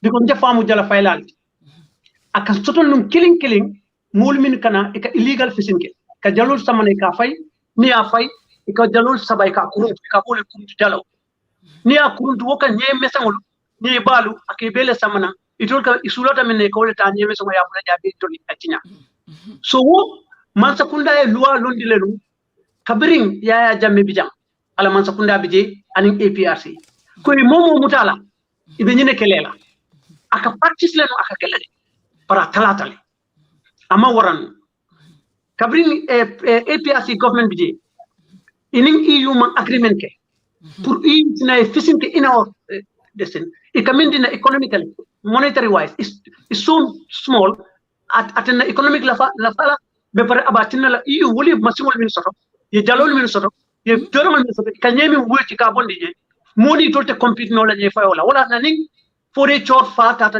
jalam to wara balin tata aka ne dantal ne soto keso buka fa nana abu da serendi dal because minu kan nye sang minu kan nye mutabake wol ka sambale ka ibuka wa banko kan ikamin bulaje wala nye mesangol je minu ka toli ibukan na fa alin nyinin ka wonye Chinese tol ni minu ka bondi ka samba jama babi je ko ya funyami ya ke salary note ya wafi ko ya package very nice ya ke carton ko na wa kun toli ya Africa ko andi wonye bondi tolle ya dol bije wol ka sambale ya nyeta ya nunkundi ake domoro mi yalan ko sewolle ba domala ni o sewolle adu moye malyandi ko sewolle ta yeke ham ani konko ye mo fa ila supermarket ko itolle economy be grola ibe do ko nyilla itolla moli ndol nyemi yalan ka kabon tolla bankole kan aketan tolle problem oti puru ndol fanga domota soto because ndol ni nyunte compete no la min kam ko Chinese or European Union ani Senegal la jale okay ni aje wodi ko ni Senegal le tata nyebu ko soto ko nga ko nyami ban laaj nali ya juben tolla ado kono ani ngamin tara kasin kolle ka jala fayo ke bak and majority of molo minu kana ibe munu Senegal ka bonan Senegal so ni salol site ka murune so kuluntiol min yalan ko bija wol fana bukata ba so wole ka tinna nko 2-3 days soto mi yalan ko nyel buka soto bari it doesn't mean ko Gambia nol buka the thing is Gambia nol nyanta min soto je kamin ko Senegal ko kulumbal min soto jalol ba soto e masim ba soto imam man sakunda soto wara imam bunda soto min bakala hanya bakala NGOs le pour ko kulungol ta ka nini panku dingoli pour ye dum ba kono because ni nyim te compete non so be min kala be sila le boto ni wolnati to le anya sai e ke bana bano one example is President Jammeh did that ay kulungo jama basan ay jalo sangay masingol kidi ako funding kele ko minimum tar alnana adi minula how do they manage it ko funding kele natal numbang that's another question bari ya fo way ba flako I have done all the business to because he's a dictator. The new word dictator, Tubaboli Ataya Lankan, we took it. And the first definition is different from the second definition Tubaboli India. When it suits them, they use it as a magistrate who is elected to take decisions. But somebody who led his people with heavy hand is a dictator and decide everything. So Momo Miyalonko does not focus well with them. I issue sort of or putting laws that are very vigorous and make the whole lawyer is seen as a dictator. So it's not a surprise that we Africans, we took that. President Ominna Komandi and Onga Mindeko is enforcing those laws is seen as a dictator. Okay. So Gambia, I come to this before Mr. Kurang. This is not APRC. It's not a new party of Mr. Kurang. It's not NPP. It's not UDP. This is about us as Gambians. Education is important because education comprises of learning, teaching, and learning. In the process of learning, once your attitude and behavior do not change, you are not learning. Our attitude should change towards Gambia. Our attitude should change towards governments. Our attitude should change on political policies. Because at this moment, Adama Barrow, we are paying him. He's eating comfortable. Akanyedo malaftamen, akapongosam, tulsi alaftamen akadom. But muna hasabu aoke, ndolle be sontanga na sembo ni na economy tanga dia la pro ati damma ci kaw jube. Silam faba keka nyamale bang pa mantarka keka. Wotu do banku dingol le bulu pour ye korsiroke because fende be mbulu mi mo hakiloti. Wo hakilo nyanta wala nga miroke. Ni nga mira nga dalilo ke na mirol la. Ni nga dalilo ke na mirol la. Nga na kitio te4 nyanta na sembo ni na panko murunda nyinkane bang. Ni sanjilulo ay min tamani. Okay. Fo nyel ida certale bang. Fo manol ida certale bang. Fo gamin sanna sutna bankot akapta na wato la lafta la min fonta do kuno la bang ay mum ferel lande pour weke ngani min be fenke nimma wolu stamba ngai tan nimo la dron batale be tarlaji ati batati no do wala fala wati Mr. Kurang, you want to chip in? You want to chip in? Yeah, I think he touched on the idea of regulation and the importance of the regulation. You know, Gambians should really be, very, very, how do I call it, assertive to make sure that the government is put to task, in all these areas. Because, Moli Amira, for example, when 2016 come, and there will be better regulation because it's a democratic society, and people will be protected. And the first comment of, saying that Gambian will Bukalafini, of course, there are a lot of Gambians. Jamal they depend on the river and they fish and they bring it home for the people to eat or they sell for them to survive. That's one. Now, example dealer for when I went to Bakau, I found a lot of indigenous and then fishing I went to Pirang also, Parapa, that this side, Gambians and then they are surviving the same way. Of course, foreigners are coming because maybe la sate olto ila bankolto if you go to a place like China and of course and our cousins in Senegal also, fish stock is dwindling.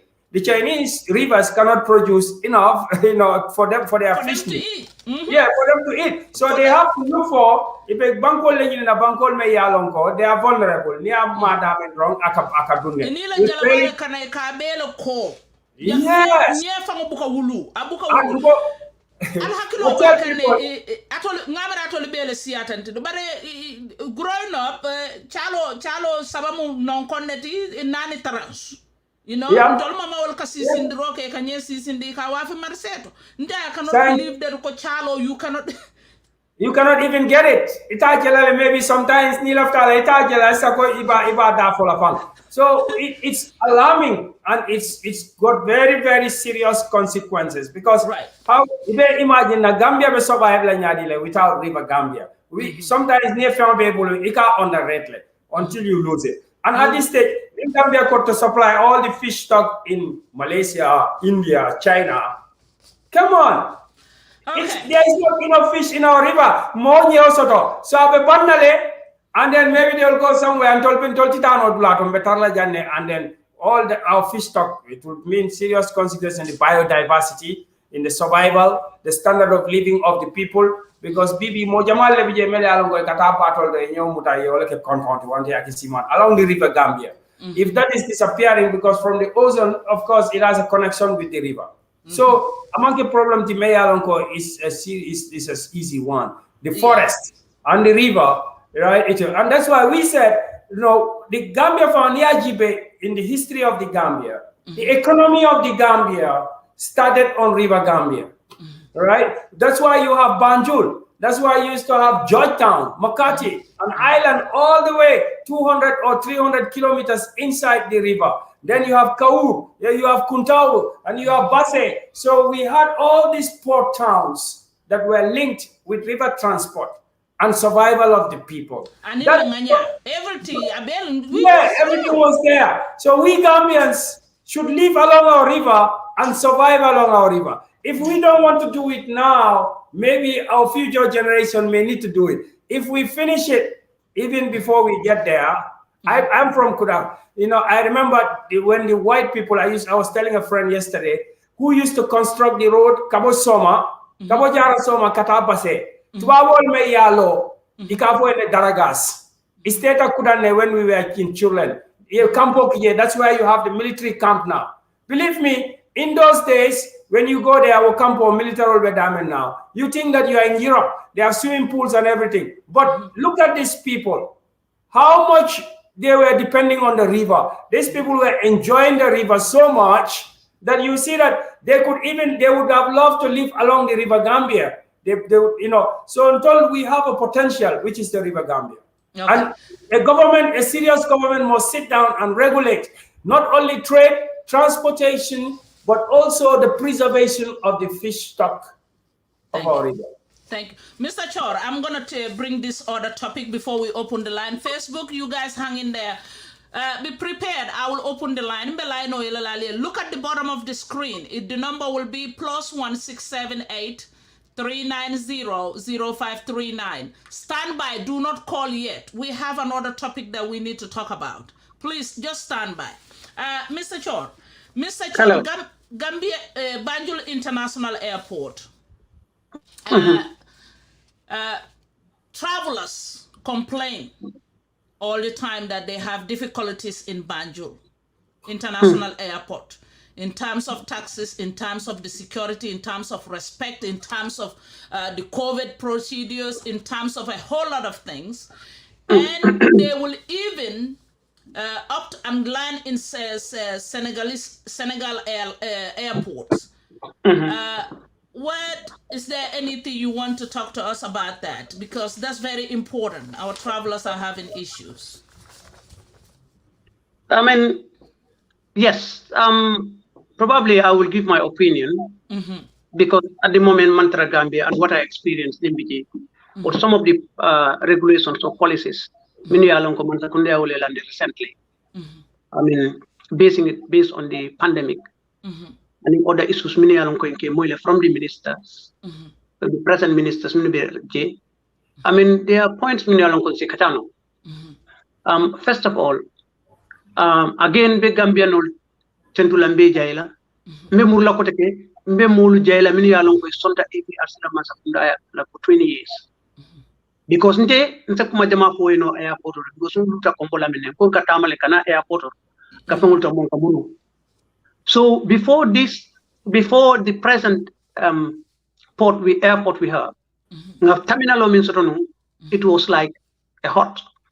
Ning arrival on Nata, they wait on the mango tree for the departure to go. Minuka depart I knew this because I used to go to the airport to work to do some collection for the Gambia Red Cross. I've worked with the young people. I was young. I was the youngest national executive member of the Gambia Red Cross and central executive member. I was a member of the task force that built the Red Cross house. And I'm very proud every day in Tambika house of Nkajeko, I have participated in this. With other things, I don't want to talk about that. Let me put that. But me and Nangafo, we thank the APRC government for changing that airport to a one which is standard. And it took the then government 11 months from the foundation to finish it. Of course, it needs to be looked at, refurbished, and so on. So when the changes happened, the new government that came took over thinking there is a need through Are you getting me? Ngam rebe call le sotoka. Ibe call le sotoka. Sorry. Yeah, go ahead. Thank you, more.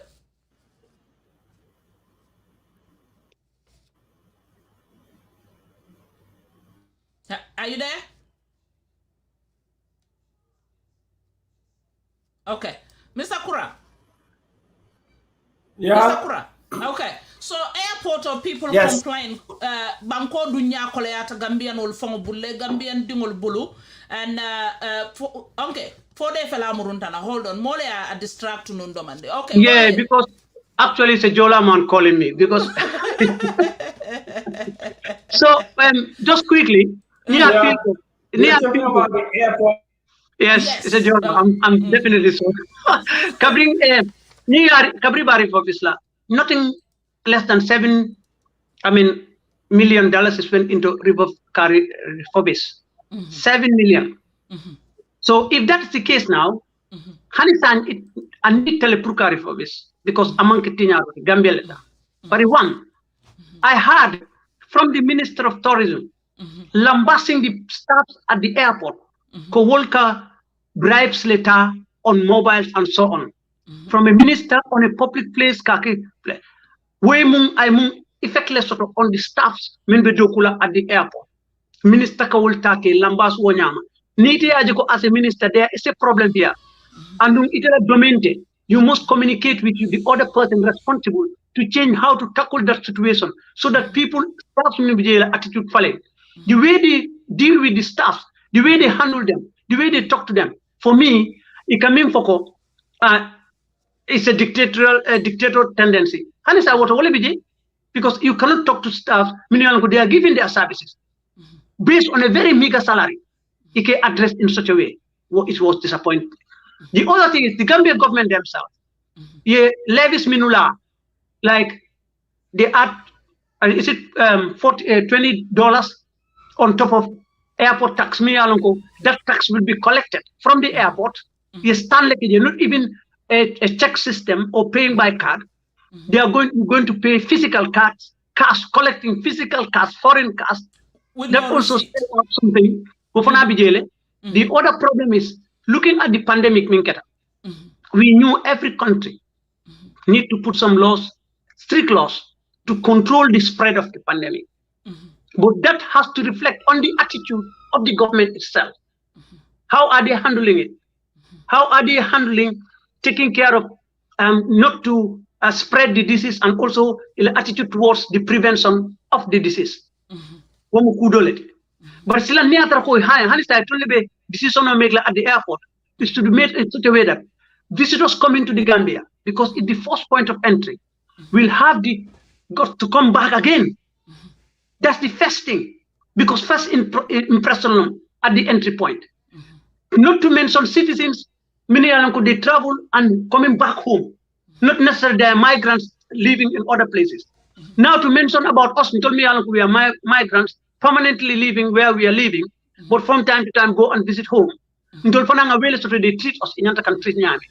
So make important I think both the staffs, the government, and those planning at the airport should train their people with customer services. Customer services is very important in any business that you do. Regulations tell me put one, like I said, the airport tax that levy minke aketa account is so heavy. Ni bola Gambia, ni bola Angleterre or anywhere, ibe COVID-19 test kelale, which is perfect. You should do that. That's a must to see whether you got it or not. Ni put it in an airport or ni Gambia government yajeko. And the variants are also coming into the country. But this time round, needing test nata.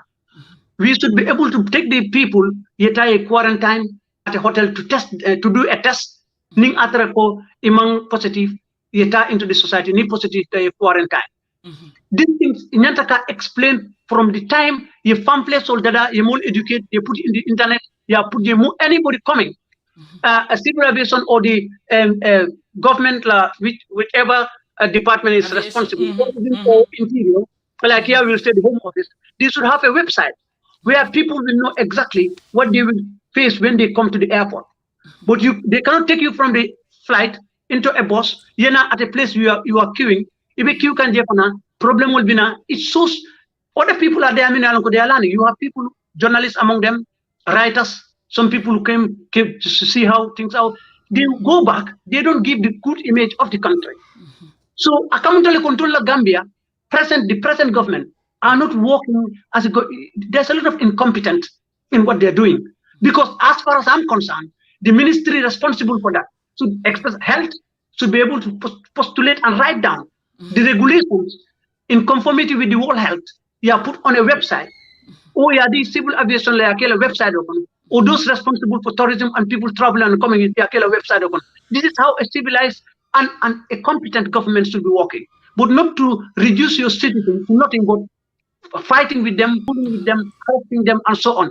When we are in Europe, to the airport, like I came to Gatwick, I follow the strict regulations that is put there.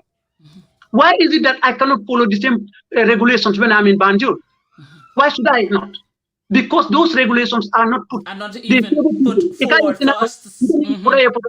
Wherein Kuramu, Dr. Kurang Neti, and is a lecturer at Jolof.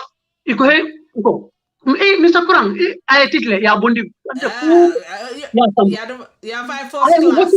I'm watching it. Imagine Foday Chorr fana ala broda be airport security manager. Ofana na je ke iputar nan. Ofana ente yolendi kuke ansamba. There where you don't have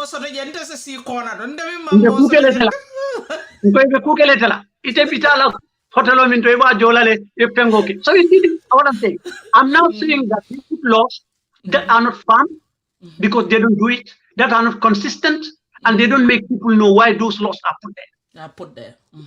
So women a big problem at the entry point at the airport. Secondly, I feel important for them to put a stringent control and look at people who got it, because Tonya COVID-19 no be carrying it, but Luntangolom Gambia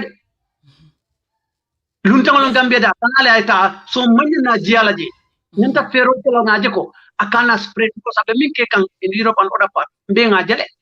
But to be honest, nim president of Kadai 1,000 people commandi other political party the same, musician launching the same, John APRC in Kana Congress la. What else can we say? Hold on. Mr. Kura. Thank you very much. Mr. Kura. Yeah. Mr. Kura, yes, Gambian or Mol Kata Senegal kaji, does that affect our economy? Oh yes, very much so. Because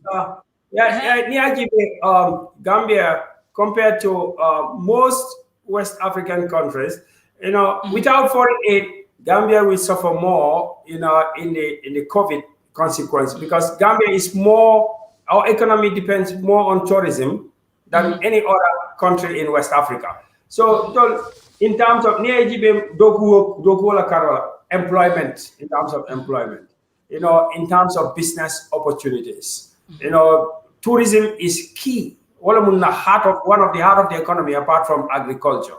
So if we depend tourism count, so into local government, anytime it will take a tax on airport, regulation at the airport, make things the travelers have a life make life very difficult for them.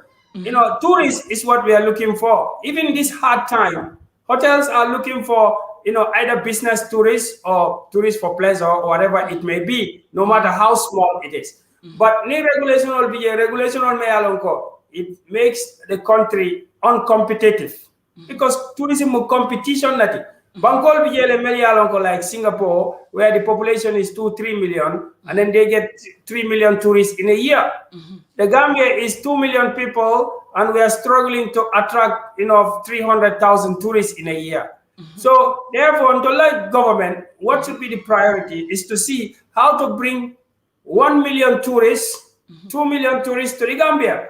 So I need to encourage that with all kinds of policies, policies about how do we call ecotourism, preservation of our natural resources, accessibility, making the airport and all transport facilities easily accessible, reduction of taxes within the tourism sector.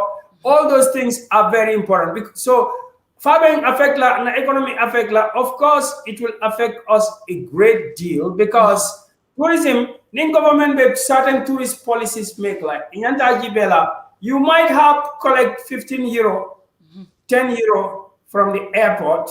You might succeed in putting off model isi model just bondi no tourism me alonko. They feel that they are being robbed because maybe they don't pay that.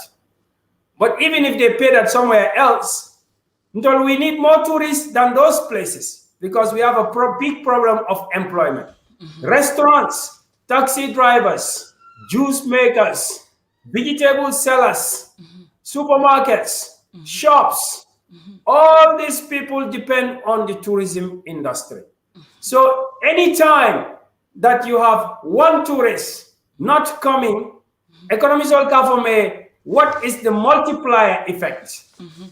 That tourist may end up spending maybe 500 euro during his holiday.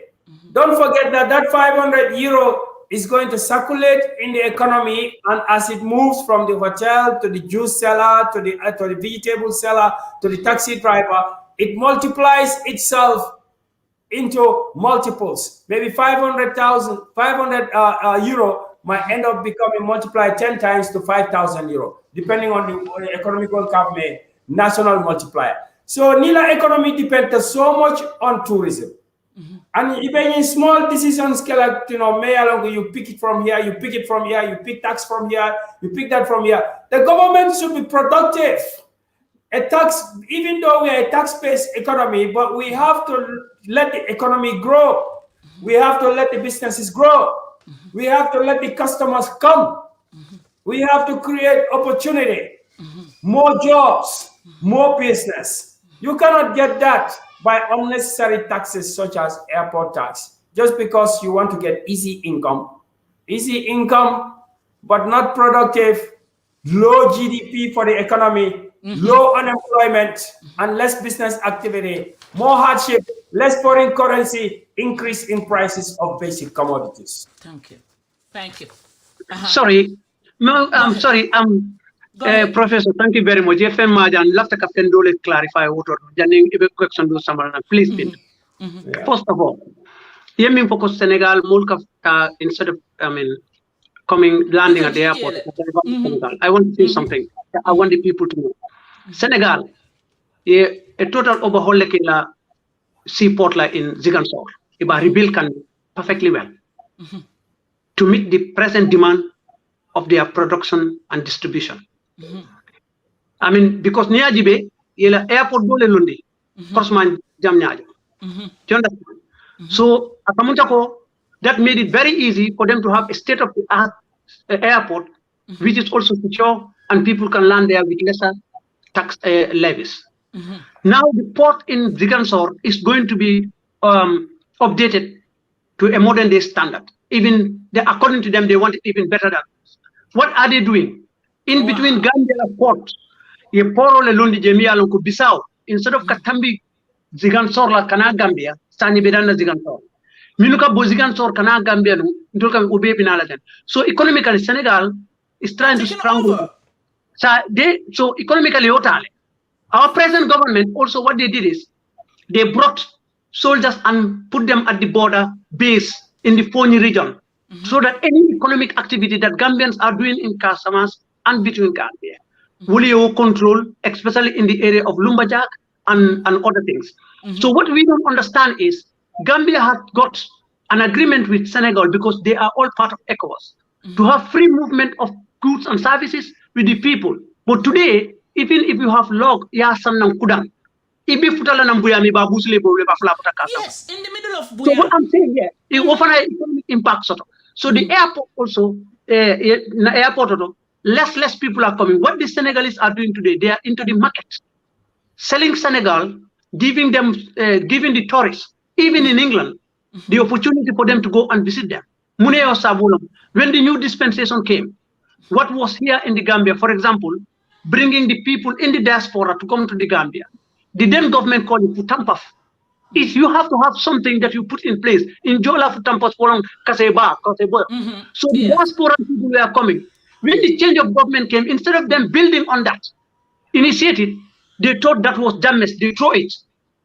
So therefore, now they are saying Root Homecoming Festival. But then let's look at it.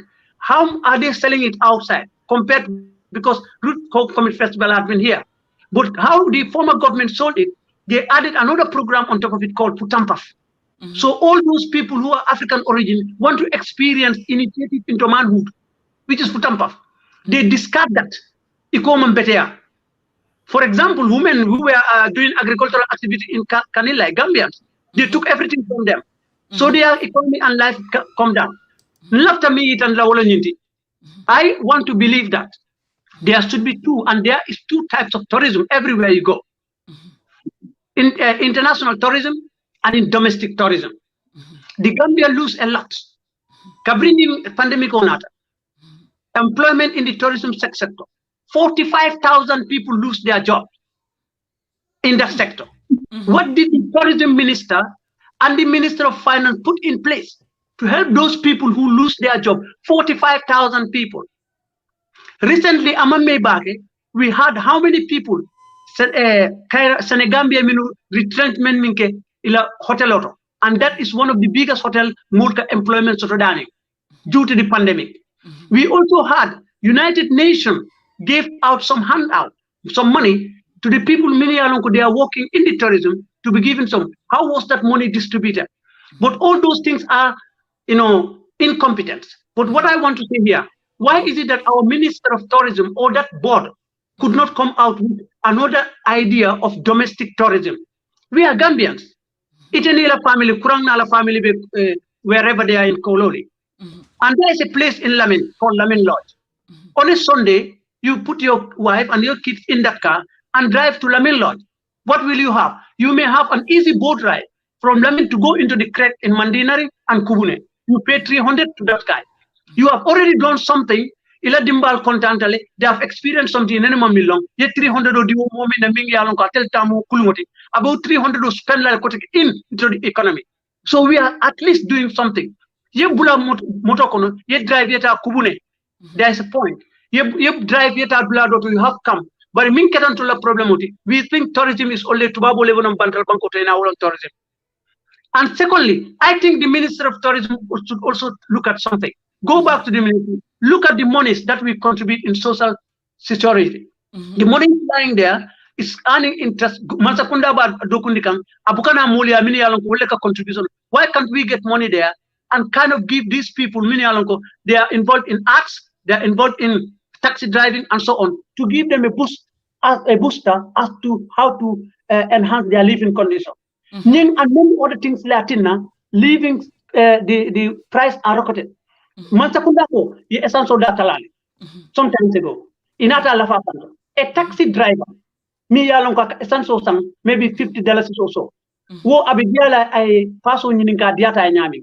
Who is going to control it? There is no control mechanism. Nine atina momimbe marseto atata I jabo sang in safe Allah. I mentomo sang safe Allah. I lejumol min be sang ay san sefal na ba wafla dalasol abita santole wo muso min be marseto ite o blame la ko ay ala price le lafa because atata sandami man takunda man opportunities ke pour is a dollar so wolsa sandami imam opportunity yele pana pour do ko. So in terms of tourism, we could have domestic tourism and ndamangol se tara nyo kanka nyo entertain asatara problem te tara. But little in particular to babol dronel, of course it's important. The Ministry of Tourism, I have not seen them anywhere where they now presently in this pandemic trying to sell out the Gambia in prepare ko nim pandemic on down, how we can get these people back. And Senegal is doing that. This is the problem. We have to look at ourselves. Because Kurang want to be president, I am APRC, or you are a journalist. We're talking about issues it affects the life of the Gambian people. We must look at it in that perspective. We should not only look at it in the interest of the and this is what APRC policies are. That is to make sure that in Vision 2020, I will enshrine it. We want to be a productive country. We want to be a manufacturing country. We want to be a country that is industrial. This is why, in fact, the industrial revolution, the slave trade stopped at yes. So how can we change that bring in industrial revolution in the Gambia? We must have to empower the people, educate them, change the mentality of people, how they think about government and citizenship. You must ask yourself as a citizen, what do I do for my country? And not what the president is going to do for me. That's why we APRC, we differ with people. We want to make sure that when we come next, we will learn from our mistakes, because no government let it book a mistake. Yes. But this time round, we want to empower the Gambian, and we want to have a productive government, a productive country, a manufacturing country, and an industrial country. Why I said this? If Germany can do this, if Japan can do it, after the World War, Germany was completely destroyed. Japan was completely destroyed because the Hiroshima bomb dropped in Japan. Completely Hitler Germany. Go to those two countries today. They are the most developed country. Why? Because they invested in their citizens. Educate them to become scientists, to become engineers, to become teachers, to become lawyers, to become scientists. Look at what happened in Cuba. The world isolated Cuba and had a trade embargo. Cuba is able to produce scientists. No nuclear bomb, no nuclear weapon. Cuba is able to have the best health system in the whole world. With the COVID, the Cuban doctors are in Europe helping them. Cuba can do that. Why can the Gambia don't do that? We are people. We have brain. We have everything. Why can't we produce as others are producing? This is what we APRC are talking, and this is what we want to bring in. This is why we said, do you see APRC as an opposition causing social unrest, causing protests and so on? No, we are an opposition with a difference. We knew we made mistake. We'll and we knew that. Let me ask Mr. Kurang. Mr. Kurang, hold on. Mr. Kurang, unmute yourself over there. Mr. Kurang, unmute. Yeah, a freestyle. A freestyle. You can hear me. No. Jola la fonko internet warning. You know, when you have a combination of Jola and Fula, the internet is equal to freezing. Mr. Kurang, Gambian Olko. We should worry about Senegal. They're taking over. They're invading us. I attended a fang a solo nanya kando ya attended honorable APRC la interim leader minke the honorable Fabakari Tombonjatat. Ako one day nimma hakilo tuito. We will do a guerrilla fight to gain our sovereignty back. It ain't in a fort. Yeah, I think that I don't think that we should be worried or afraid about Senegal. I think we should be worried about our leadership. Yeah, we should be worried about our leadership, because once we continue to have a leadership, they are only interested in themselves, or some people in a government only having very major influences and are only interested in what can go in their personal interests. Then any foreign country, be it Senegal, be it Taiwan, be it China, be it foreign country. Okay, connection. Are you there? Without yes, connection. Okay. So without the proper leadership mindset, and without the proper people in the decision, highest level of decision making, any country, not only we should be worried about Senegal or China or Malaysia or Nigeria, but we should also be worried about he's having business. Okay, Mr. Kurang, are you there? A connection. You're having trouble. A little bit. Are you back? Are you there? Okay. So Mr. Kurang, hold on. Need a connection or not? We will We will open the line right now. Okay, hold up. We will open the line right now. We will take just few calls, maybe 4 calls. Time run out. Topic call be mbulu jang. Maybe no, but fange murundi na mkote. Fange murundi na Mr. Chorr. Because thank you. topic call be and we cannot just finish them. But anyway, the lines are open. +1678. 3900539. Please, nga text le alla commento and it's on the screen. If you can call, we will just take 4 calls. 4 calls, only 4. So the lucky 4 will talk to the special intellectuals that I have here. Okay, only 4 calls. So first 4 calls. Mr. Kurang, are you there? It's there now. Hello. Yeah. Mr. Kurang, I just opened the line, so we will take 4 calls. You continue where you stop. Should we be worried about Senegal?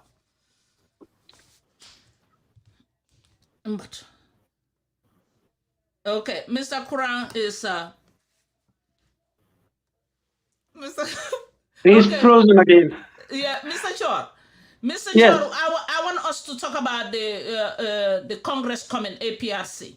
Do it fast for me, and Mr. Crow will chip in. Then we will take 4 calls. Then we'll wrap up.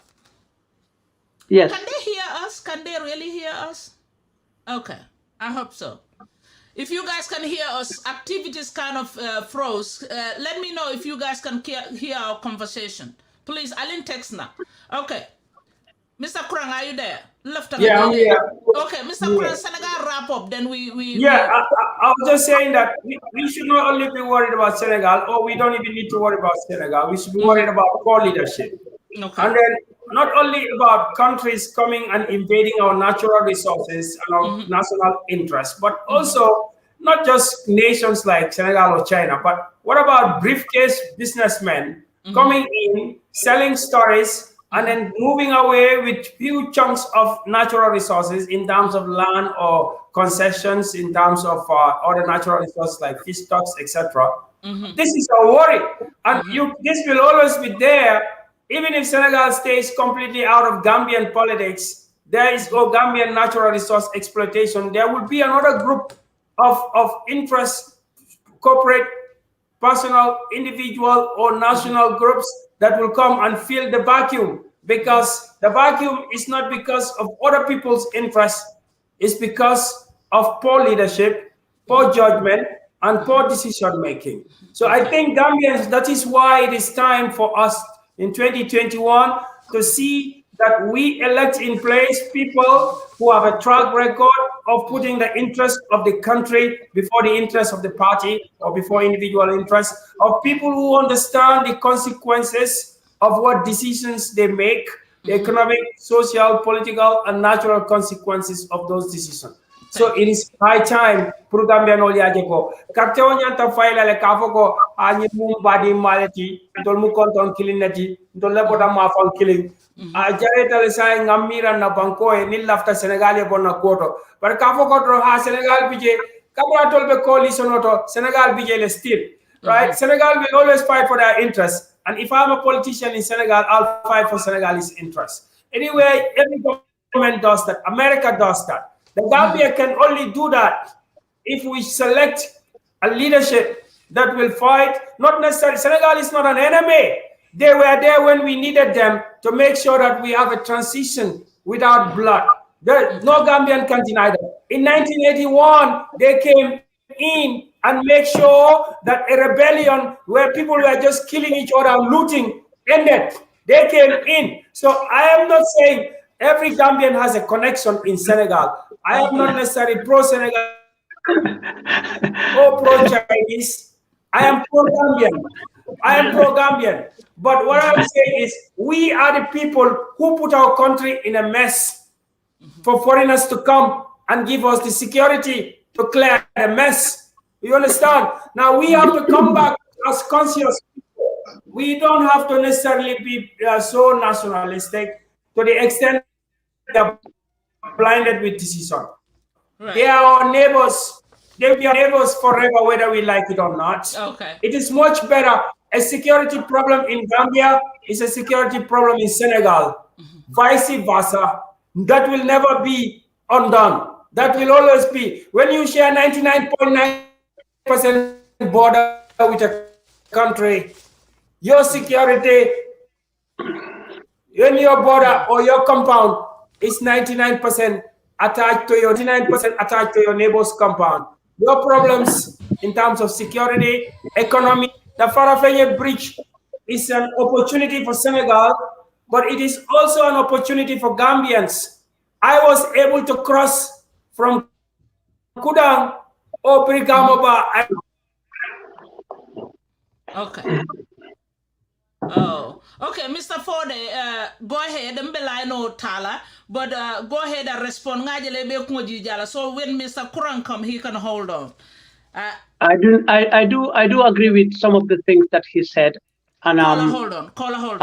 I just want to say that I kumodole for hold on. Dija perfectly, because he's entitled to his opinion. But I did not see that Senegal came to help us when we needed them, so that there was no fight in the Gambia. There was no fight in the Gambia at all. It never happened. Okay. Senegal, if we go by the history at Kabri Nata Gambia in 1981, that was the reason why they came. They didn't come when the coup plot was done in 81. The coup d'etat was actually 81 was successful. It was overturned by the Senegalese and the British. So Ning Iko, at that time we needed, they came. No, they came because of their interest. When that interest came, what they wanted was a confederation. And the confederation did not work in their interest. They terminated without even informing the government. So they were looking for something. That's why they came. To go into the nitty-gritty of that, when the first republic, the president went to Senegal, he got their army to come in. But then 3 other British people, the SIA came, and they foiled that coup plot. So the Senegalese came in 81 in their own interest. They had the confederation. The confederation, they were going to a point where their interest was not, being nurtured. They terminated. The day even they terminated, they did not inform the government. Okay, if we so call okay, call it, yes. Call it. But before calls, like caller? Yes. Call it, ba? Yes, mbije. Okay. Buntan na kay to di mado. Yeah, antomo ajabi na sane lem. Sane birmintin na. Alka mo le clear. Okay, Binto, thank you. Oh yes. In my call. Yeah. And then extend my regards to your guys. Okay. Doing a great job. Mr. Kurang and Chorr. I just want to comment a little bit on this side of Senegalese, the ECOWAS. We always call Senegalese. Me personally, I said this at the initial stage when the coalition came in. But we Gambians, we don't want to, reflect our mind what happens at the back. Once you reflect your mind what happens at the back, I don't think you should complain. I did say that President Barrow left otherwise, but even he's to serve 15 years, there is no possibility to say there will be no foreign trips in the Gambia. Okay. And then I have a reason. The reason was President Barrow was part of the coalition on UDP. These were the people who were saying that Jammeh was a dictator. And these were the people who were saying when a president is bad, you have to celebrate the coupists. And then they call them heroes. These were the people who said anyone who made a coup d'etat in Jammeh should be celebrated. These were the people who clapped people at the TRRC, who stood at the TRRC and said, if a president do wrong, you have the right to kick him off, and those people are still in the system. Now, you think Barrow, people said Barrow is sleeping. Barrow is not sleeping. It's not that, to me, Barrow is not that he's not trusting the Gambia Armed Forces. But to me, Barrow reflects his mind that there are the same people who were clapping those people, saying that when a president is bad, it is a right for people to come and kick him out. Now they are the same people who said Barrow is bad. And it's likely that the same people will look for people to kick him out. Let us tell the reality. What has been singing is still ringing in Barrow's ears. This is why whatever happened today, let us think of tomorrow. That's the problem of Gambians. Okay. Now everybody's talking and we forget what we have said at the back. Okay. Thank you. You understand? So this is my main problem about this. I don't blame much about Barrow. Let us blame ourselves. It is us who are thinking that Jammeh is bad. So anybody who made a coup d'etat is good. Now the same people are coming back and said Barrow is bad. So if you said Barrow is bad, it's worse than Jammeh, it's likely you will be the same people to look for people to go and kick him out. So are you saying that we will be having more trouble finding a president because every president that comes, we say the person is bad, the leadership is bad? Our problem is, we have a small problem in the Gambia. When something happens in the country, especially when it comes to security is very, very sensitive, Bintu. Okay. Now, we have to understand, any president who is there, the security forces will dance to your tune because that's how they are trained for. Okay. But people ring the ears of the coalition that people who are supporting Jammeh, those soldiers who are supporting Jammeh, will never be loyal to Barrow. And now they came, even they saw you and your image with Jammeh, that means you have to go. It doesn't matter who you are. Okay. Thank you. So this is the problem. Okay. Thank you, sir. We have to try. Okay. Thank you, Sani, for contributing. We're going to take another call. Mr. Kurang, come on in. While we get another call. Mr. Kurang, I think the issue of... I cut Chorr off, but let's hear from Mr. Kurang. Yeah, I think the issue of whether why did ECOWAS come and why are they still here, obviously it's open to value judgment. But some certain things are very objective and clear, right? Now, there was an agreement that there will be a security sector reform, which everybody knows was necessary. When you're moving from a dictatorship or from a military, pseudo-military government to a civilian democratic government, you need to have some kind of reforms.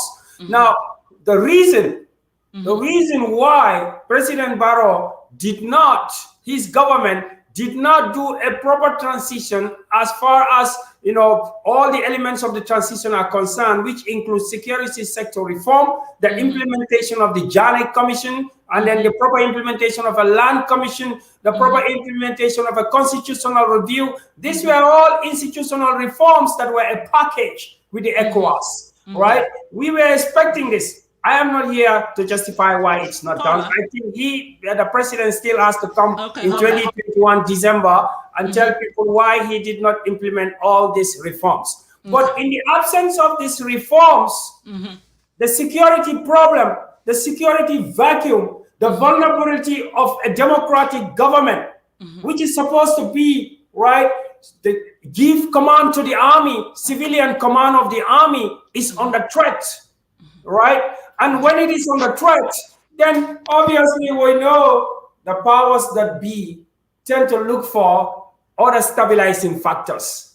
This is everywhere. So the reason why these reforms are not done is a question which Gambians must keep putting up to the president. And it's a question which must remain in the mind of every Gambian, that without proper reforms, institutional reforms, right, as far as the financial reforms, that should have been the objectives and the points and the implementation points of the Janet Commission, the legal reforms that should have been there. We've spent so much money. Gambians have spent so much of taxpayers' money or otherwise development money on these reforms. Why the land reforms are not taking place? Why security civil service reforms are not taking place? Mr. Kurang, hold on. Let me take this call. I want to finish up with the 4 calls. Then we almost wrap up. We cannot finish all this, but oh boy. But a point of observation on the area that Mr. Kurang just said. The Gambia was in a democratic. Uncle Foday, hold on. No, actually, I don't. Yeah, please. PPP was a democratic government. In 1994-96, it was a military government. But 1996 to 2007, it was not a military government. I want to make that correction. It was a democratically elected government. Yes, it was with a military background. With a military background and military characteristics. With military characteristics. do you agree with me that you voted in 1997 and you voted in 2001? You voted in 2016. Didn't you vote? I cannot disagree with you. Did you vote? Answer my, did you vote? I agree. But what he tried to say is a military, no matter what they still behave soldiers. So Jammeh was a soldier. Okay, caller coming. Yes, I will. Assalamu alaikum. Caller coming. Okay, Mr. Kurang, hold on. Okay, Bismillah. Todi Mado. Amadou Lem Jaju. Jaju, please. Dunang. Mr. Kurang. Mbendo ma kontona Foday Chorr. Go aman si ande Mr. Kurang be kontona yekuma kende balde fojang. Bismillah. Ni ajibe Gambia abalfa warta bak. Ya jibe Senegal lu te men kala Senegal e kana wala ki Gambia. Be siri be jibe la. Le president be siri e ba jibe la. Mbe tembo men do sa fole dunia bele lockdown oke. Ni wonte fana dunia bele feya tenkundi. Bare Senegal lu imam men keno ya e kana wala ki Gambia. Ila misisiano be kana e kana Gambia e kana feya ki. Wo kono ite taxi jola ite tus jola na mke ka Gambia tinya ka Kurang samba na Gambia mbe tembo mento tonya Kurang ni masia Gambia bare dinga bunda yele tenko nga yele nyame na Senegal misisiano kana e ka tulun Gambia e ka feya na banko kan yeta 15 billahi wallahi taala wati be sila abe kala ko Senegal be nyame wala do jang be nyame na be dunna dawoda control te sotola amansa kunda na Gambia amansa kunda du kare ye fereke ye kalanke ni kola ye Senegalel sorong e kana na jang e kana na Gambia sorong e kana na denga wala fola bal fa warta de okay, thank you baraka bindo. Okay, so okay, thank you, caller. Mr. Chorr, yes. Chorr, I want Mr. Kurang to answer one more question, but I'm gonna throw it at you. Don't take long. I'll give you 1 minute to wrap up on that. All the right. Ghana Commission. Okay. Your independent view on the Ghana Commission. Okay. 1 minute. I don't know how you're gonna summarize that. Go ahead, Mr. Chorr. Go ahead first. Oh, okay. Actually, I thought you said Mr. Kurang should come on the Ghana Commission because he's actually the person who could have best come in. But okay, I just wanted to hold on. Let's bring Mr. Kurang first. Mr. Kurang. Okay. Yes. Mr. Kurang, you have what? So we give you 2 minutes on Ghana Commission. Then me and Chorr will be 1 minute. I don't know if that will be fair. Yeah. We're gonna cheat time on him too. Yeah. Okay, Mr. Kurang, give us your own independent view on the Ghana Commission that you worked at, but after your service wasn't needed. Yeah, I think I would fairly give two views. First, my view as an ordinary Gambian, the commission has completed, has done recommendations. The recommendations are never implemented. As an ordinary Gambian, this is why are they not implemented? Not just to put people to account, but also to use the recommendations of the commission to bring in institutional and other reforms that were the objective of it, right? And then also to account for all the assets. These assets have not been properly accounted for. Sales have been done. The Justice Minister has gone on the air and then to give figures that does not tally with what figures that have been given to us on the television as money that has gone missing. So there is a lot of question that an ordinary Gambian would ask that where are the assets, where are the money for the assets, why were they dealt in the way that they were dealt with. As a member or as a secretary to Ghana Commission, well, I would say disappointment. Yeah, it could have done much better as an insider, seeing how it had gone. I think they took their eyes off the ball, the members of the commission, I believe, At some point, they have taken their eyes off the ball. What does that mean? What that simply means is that priority areas possibly have not been dealt with. The investigation maybe sometimes is a bit scanty and then selective, I would say. That those are things that I would have as an expert opinion. And then, of course, decisions which have been taken inside the commission, I believe, have cost the country hundreds of millions of dollars. Okay, Mr. Kurang, that could have been avoided. So as an insider, yeah. I'm going to throw this at you. And then obviously as an ordinary citizen, like everybody else, I'm waiting for answers. There are some citizens that have been banned. The banning, the Jammeh assets, and some of the people, some of the Jammeh victims say some other people have been they have favorized those people than them. So those are the three things I want you to reflect on. The ban on other people like Momodu Sabali, the Jammeh assets. Yeah, just 1 minute on that. Yeah, I think, this is the area where I said, this is what I mean by a lot of questions remain unanswered, right? I think so many people, like, for example, in the case of, there are classes of people, because there were people, obviously, who we know have collected large sums of money. They have agreed on camera that they have collected this on behalf of Jammeh. No denials about that. They were interviewed on air and they agreed that they collected the sums, they handed it over. We know that does not absolve them from liability, right? That is there. Because what they were involved in were not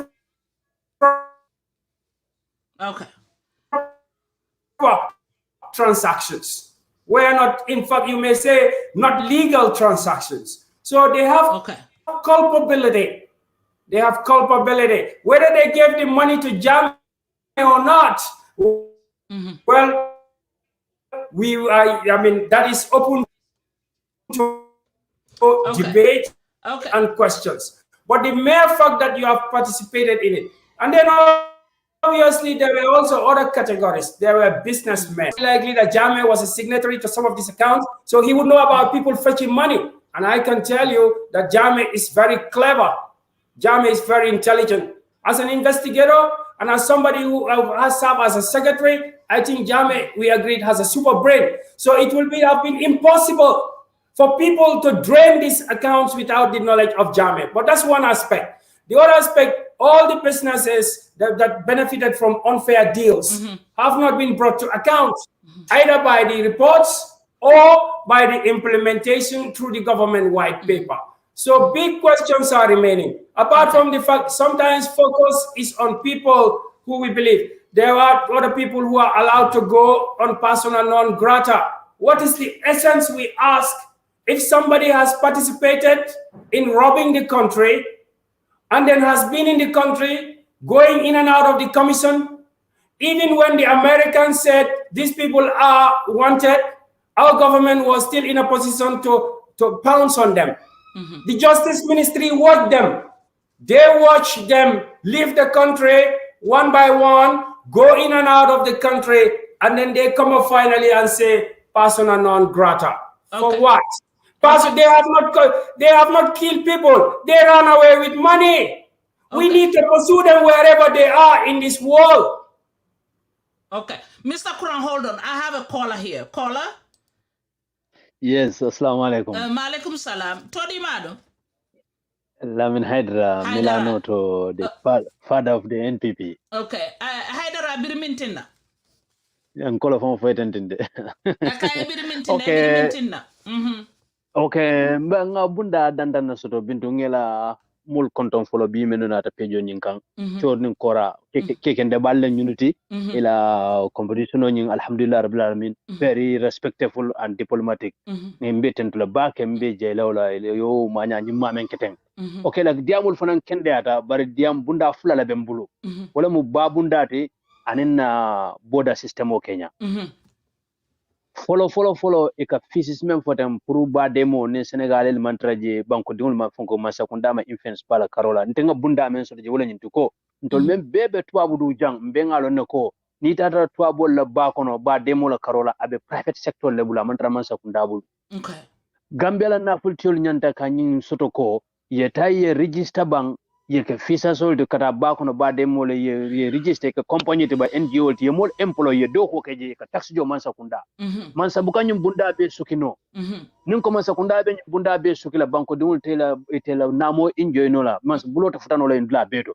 ko banko dingul le kafu mansa ma ye bunda do muta inaye do ko nyinke ika tax jo mansa ye banko dingul ta ye employee do ko la isaje mo jama sibo sirin na faso sotno banko kan number 2 e ka bundal men fo ko coronavirus be kering inyanta dal sorna to nyalem gal nyanta ka sorong lockdown obe kering dunia be lockdown ko nyun kuran mo kuran de me yalon ko kuran jaw balem men ka molu fa aka mol la population o tala so nyanta kato kelele nga bundal nyun sorong nyin kamako fojan ning WHO be la yamaro di la ka fa san dunia be so nyoka mol su dunno nyokan nganna kol bla nyotema kan no manka fo mol dunni finto be ke kan abe kala disastrality number 3 men ka security reform fo mba haklo bland la jela ko security reform ga akuma ta baba ka banko kanne kadu munem no manke aka kuriyala sembo warande banko kan mol men tarra soldier yala kono tarra police yala kono tarra maralo kono ina tara siri manna tara fenne ni lo londo ni lo kobe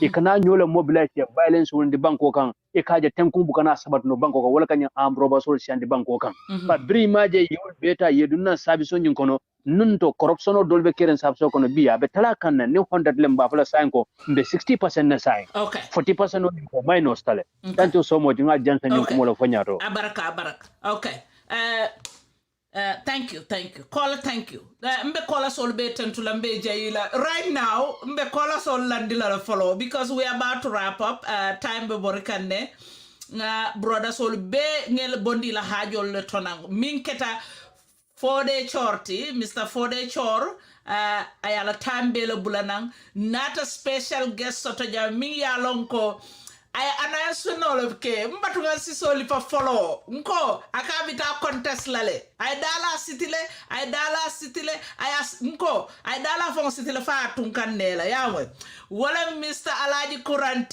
akabe contest lal this year I declare na janne I declare na janne ntolo okay we are grateful okay Mr. Chorr. Yes. Mr. Chorr, lafte ya fontele, what are the preparations right now? Aninja mela coming. Yeah. Pro APRC la nying congressman kanana. Very short.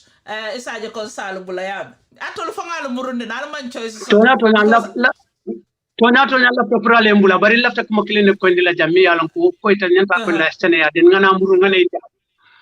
Killing man sonko Yaya Jammeh 20 years alaman sakunda kono APRC is a military government at wonte.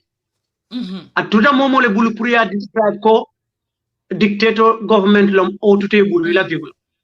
Because kabring APRC nata. Democracy mu system leti. Par kukili ye wole sabatindi mi yalon ko wole ka democracy sabatindi ay tam. The institution that should make democratic process to go Yaya Jammeh man sakunda olondi. Killing kabring Gambia baya hulu. There was nothing called independent electoral committee. APRC ni Yaya Jammeh man sakundale sabatindi. Because Mimbi Nunje, Mimunu returning officer used to be permanent secretary minister of local government. Alhaji Ube sign Mulmin Kelamui, which one is more of a democracy, the first one or the second one. The office of the ombudsman, Yalondile, established in the Gambia, Upanaka democratization process at Sembendi. APRC government Yaya Jammeh. They have empowered young people to participate in politics, democracy. Yebunda ele molele Musoni Kelu were participating in politics, appointing people in position. Process long. The process should have been built on the next government, mean not a continent. You cannot call that a military government. I don't agree. So, can I the other point left? I mean, Sambala na Wolong. Follow. Mr. Kuraye ku Kolmin ma about the Janet Commission. A member of a Janet Commission from Sontaleko. The Janet Commission had got some policy problem also they did not do it the way it should have been done. Because who from when they don't need my service. They were going to push him before I push La Fongo jumped because he knows we were following. That's one thing. The other thing is the Janet Commission was meant to come out and look at the issues, management issues, financial issues, no mistake coming so that we built on it. But it was not meant to be a witch hunt. But in Sondaleko, it's a witch hunt. Janet Commission lost a little bit of credibility because of our composition. Now about Kurang. The lead counsel works with Yaya Jammeh, has personal vendetta. The chairperson of the Janet Commission, Wole Tamunung Jimpex. Jimpex Munum formerly was NTC. Gambia man sakundale ya wapi Janet familia ya ki Jimpex. Yaya Jammeh nata, I business or enhance, I more empower water. We mune create. What a personal vendetta to Agent Jam. What form of good minanta, Wolatinella conclusion, it coronto for more million for their brain like Modus Abal. It quoted Doko Kelapanko for how many years? You making this country to lose a resource person.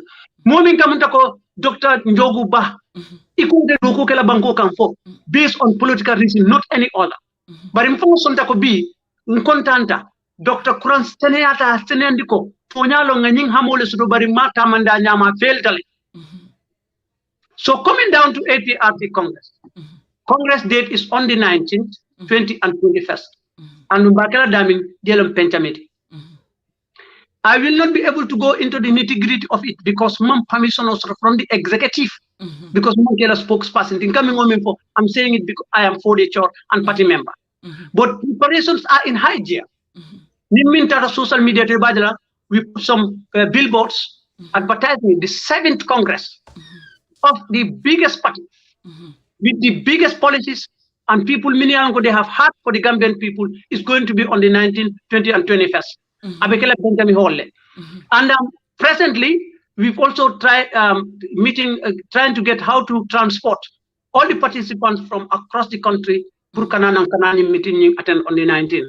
Apart from that, we want to do it in such a way that it will be peacefully done, although the most promised WHO measures for social distancing but we will try as much as possible. At the meeting, try social distancing is 0.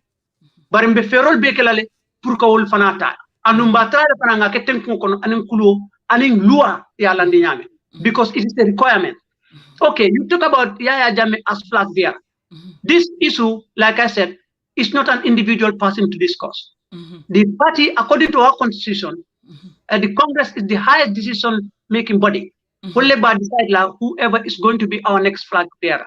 But to clear the air here, in 2015 was the time when we had a Congress where a flag bearer was elected, and that was Yaya Jammeh.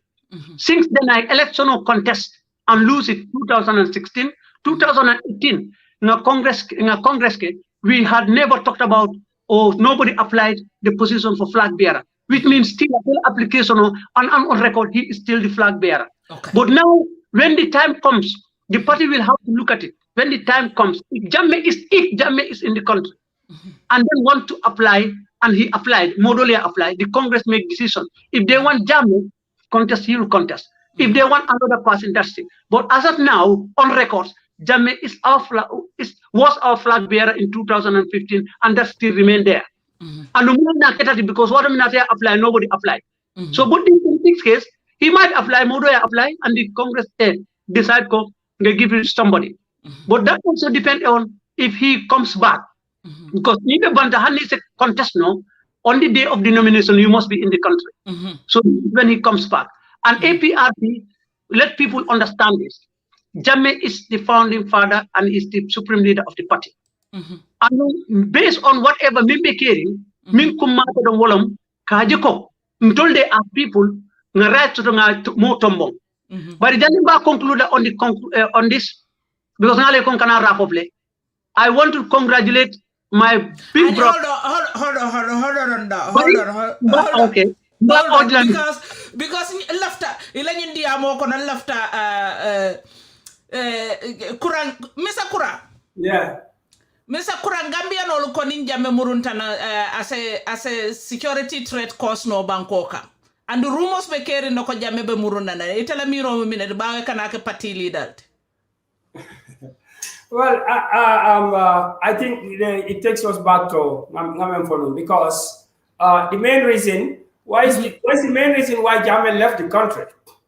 Jammeh left the country because the negotiators at that time and himself and then the coalition government, they feel like Jammeh was good for the security of the country and for a smooth transition. So in government for situational MBJ at that time, because why was he a security at that moment? Why was he a security risk at that moment? He was a security risk, of course, because it brings back to the same argument. Yes, elected government he was running over, but I didn't say military government, I said pseudo-military government. The government that has some of the characteristics, arrests without detention. Even APRC members get arrested, and then until today, nobody could explain why they were arrested and then actually what happened to them. So there was an elected government, yes. It was not a military government, yes. But does it have the characteristics of a military dictatorship? Yes. So the situation that was there at that moment for Jammeh to go away, all the negotiators feel that it was good. Well, that should have been followed up with a proper transition, not only institutional reform, constitutional reform to bring in the Third Republic, legal reforms, security sector reforms, land commission reforms, because each one of these reforms stand in the way of a stable society. Mr. Kurang, your government, would you allow Jammeh in? Let's go directly there. Would you allow Jammeh in, your government? Under your government? But the big question is, can we? Right now, if you ask Barrow, it's not a question of do Barrow after Jammeh na or Jammeh kanana. Barrow tanola. Because a president or a government that is not responsible for their own security cannot take decisions. On my question or answer. Mr. Kurang, you did not answer my question. No, you as a president, under your government, would you allow Jammeh in? If I take over, if I become the president, I will institute security sector reforms, and any Gambian that wants to come back home will be free to come back. So Jammeh is a Gambian, he will be free to come back. Including Yaya AJJ Jammeh. Thank you. Mr. Chorr. Mr. Chorr, you heard that? Our candidate here. I mean, we are about to go campaign because he just declared here. We're gonna be biased a little bit. We're gonna go campaign for Mr. Kurang, okay? And you coming with us, Mr. Chorr. You coming with us? Yes. You want me to comment? What I want to say about that is, because you can't wrap up, I just want to say some few things to Mr. Kurang. I am really proud of him, and not because he declared to be a candidate, but when he saw what was happening at the Jammeh Commission, he felt it's not right. He exposed it and he left, and then he continued on contributing international development, and that we have not had anywhere where he said anything negative towards President Adama Barrow per se. He's talking about the system and the institution, including me. Because Adama Molle Sembo Diala, no symbol use come. Faba use come properly, Ututa Molle will put a well-informed judgment 2021 December. I also want to thank Kurang for having the courage to participate in this very difficult time into the presidency. But I wish he could have joined me in the APRC. And then we change the narrative of politics and give the people what they want. Because this is what we want. It doesn't mean that because APRC government was here, they made that mistake, I cannot join them. You can join them and the mistake that you saw and correct it. But I wish that could happen. Maybe as a son cannot join, can overnight, let him think over it. Jibril Fadi ne proverb dole fo ako benywa bat tala no tasalindi kono so yo na ku tasalindi wala okay now based on that go ahead Mr. Sorry, Kurang want to come in because go ahead. The problem with all the so-called big political parties in the Gambia, they always assume that they are the big parties. So even if we're gonna have this debate, popularity debate. Mr. Chorr, I would want you to be part of so we can know the statistics because some people are wearing this big old. No, I tell you, ours is not imagination. It's based on the last record of the general elections. Okay. 7 political parties with an independent got 40-something%. One political party got 38% in APRC. That makes APRC the popular political party. But because of the constitution's simple majority, they are there. You look at it, when UDP left, it is assumed to be the biggest party in that coalition. We have seen what effect it has on the coalition.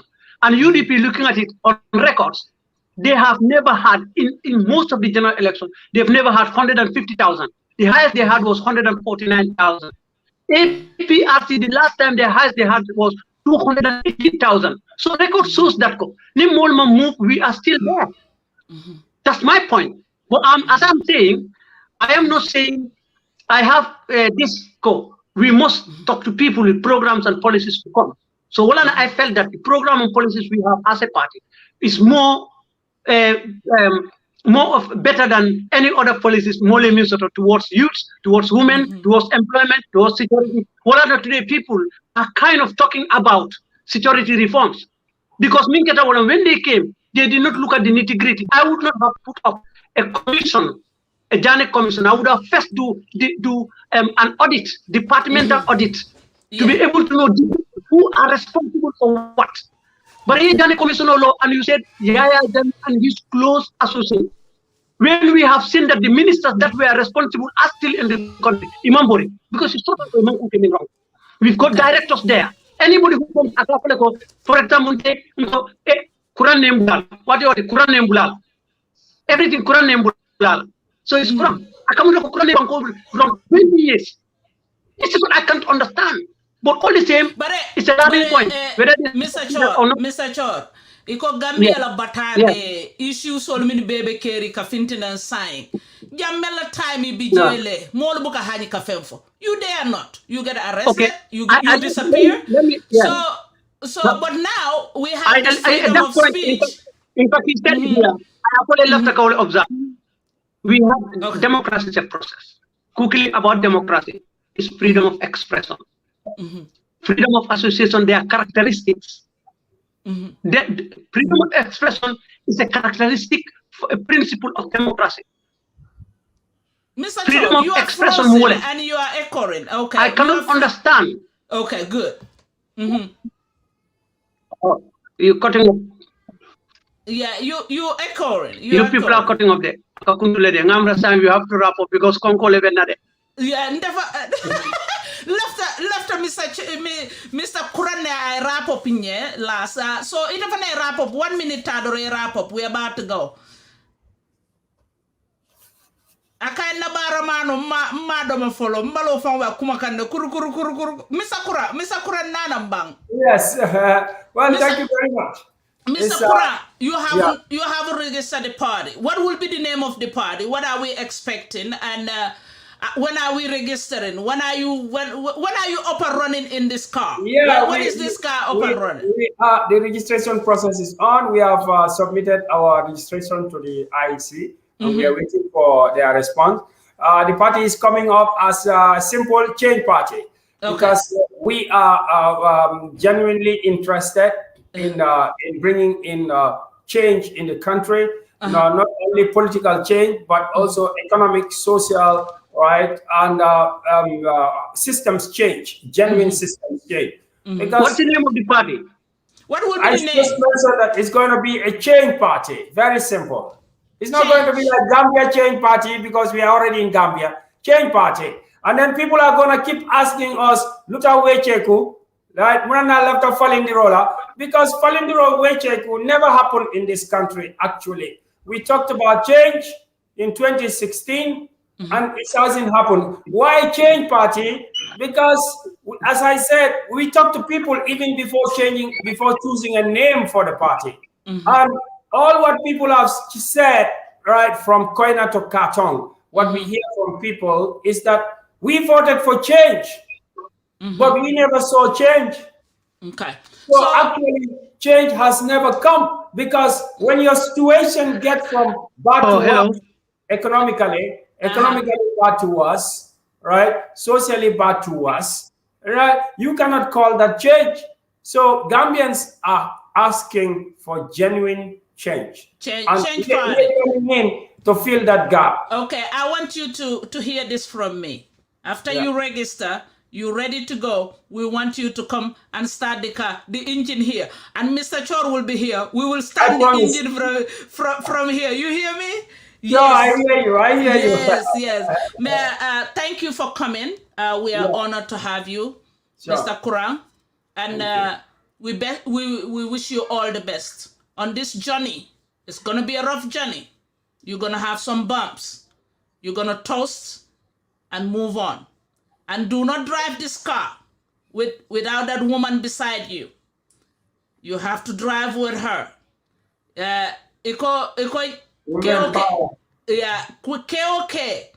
Anyanta sito sotola besembela min. The best you could do, ila umuso, ay tare koma, ina domandoma. Some days, nka discourage le, ntolu muso nka discourage le. Some days, minala lambafala, we're not going to do this. I'm not going to be part of it. You give us a minute, talk to us easily. We will understand and we'll move on. Do not leave us behind. If you do, you're not going to make it.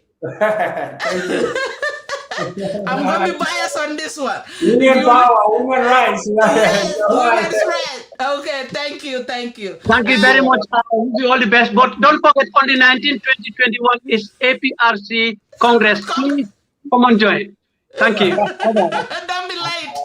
I appreciate y'all. And Bintoma Network, we have to let them go. We appreciate them. They will come back. Mr. Kuramba. Nko kachadiata modol kami expect Gambian to falling o kelano ninko mbabe kala government oppositional fenka jana nga nyomuta nga nyosawa ninko mbodoron kala nta issues lon. These are the issues bi wala nga so change nga mol sambana mini alonko imang smata tolte bare tolla harjeta kana nga falelo all the time ntelo mola bangot min nyanta sila jang kola sol bimman kol jamata because nga topic jamal le start honor to be atol mini later Mr. Alhaji Kurang Mama di Kurang abe sirin nunjam platform oto jang for the first time I declare ko abe mansaya nyinila 2021 Gambia kono in the Republic of the Gambia. Akala party iba register kanne iba process nyin tole bare ay torin ne fonyeje bare mbem batulale funding apparatus ako change party wala falindirote. So Mr. Kurang, we are pleased, we are honored inata jenin kachata bi platform obele party mol bele party leaders all nka funding kel samana njang dol safoko ngonda malo yemine lom politique to imam politique long imam kuo long ike invite na nyim platform oto ndola nyim platform let me make it clear mbuka chutumola momo mi yala time bulanang mbuka mobe ta barimbe mod min harget wala binalale. In fact atol min fako bija already albe platform oto albe saferola. So nka funding kel sambana njanne ike la ideal fanye nko alin kana some politician ol kasin na brain kam e ka fontoli leftan tol nga kenyami no ntolle ba fole tol sa keno nyami yen na bankoron.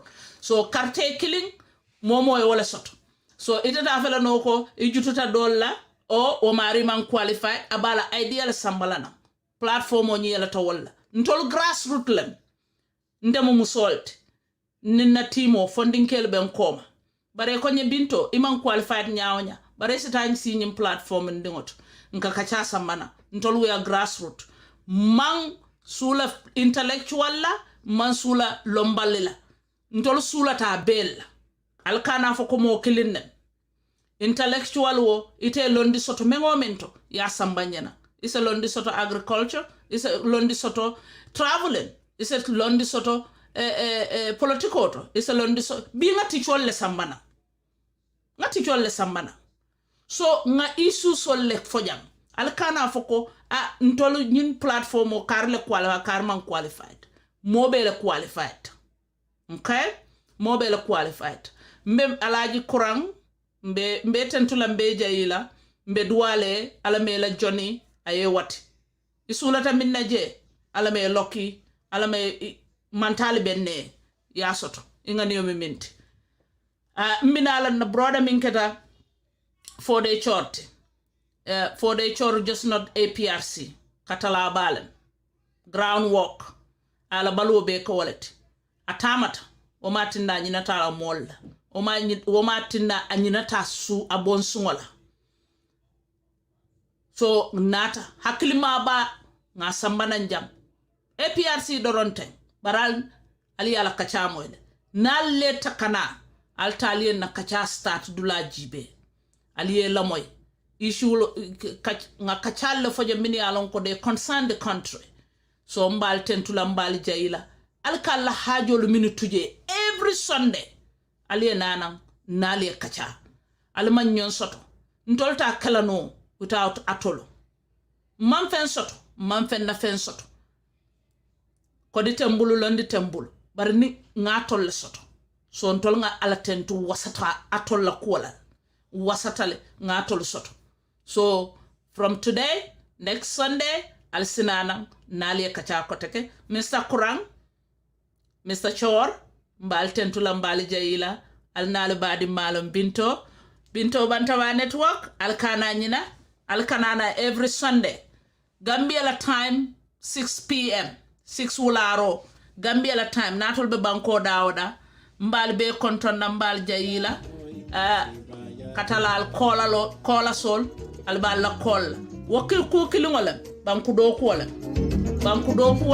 nkana ju Gambia no semin keno ndamal otakela nyeno ndole be nyimbanko sambalan kasika fako tulse wo price le cert yakam fa e birminting ya mo blame it's not gonna work fo fangole afiti okay niko tibabu nyo sa boka soto ndole tambanko ndole tibabu nyo ferela ndole ba fala man say lafta mine nal ko Chinese wala ben nanye taka mambalawa ba wala ben nanye taka ibe na resources all taka oh we make change we can make a change on have masakunda what we want it's about your view ni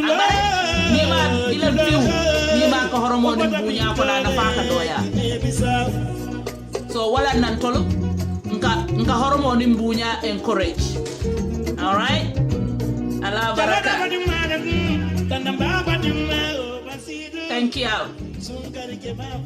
ala baraka next Sunday do not miss start over the video aliye lamoy thank you Kamara thank you ala baraka jete ala baraka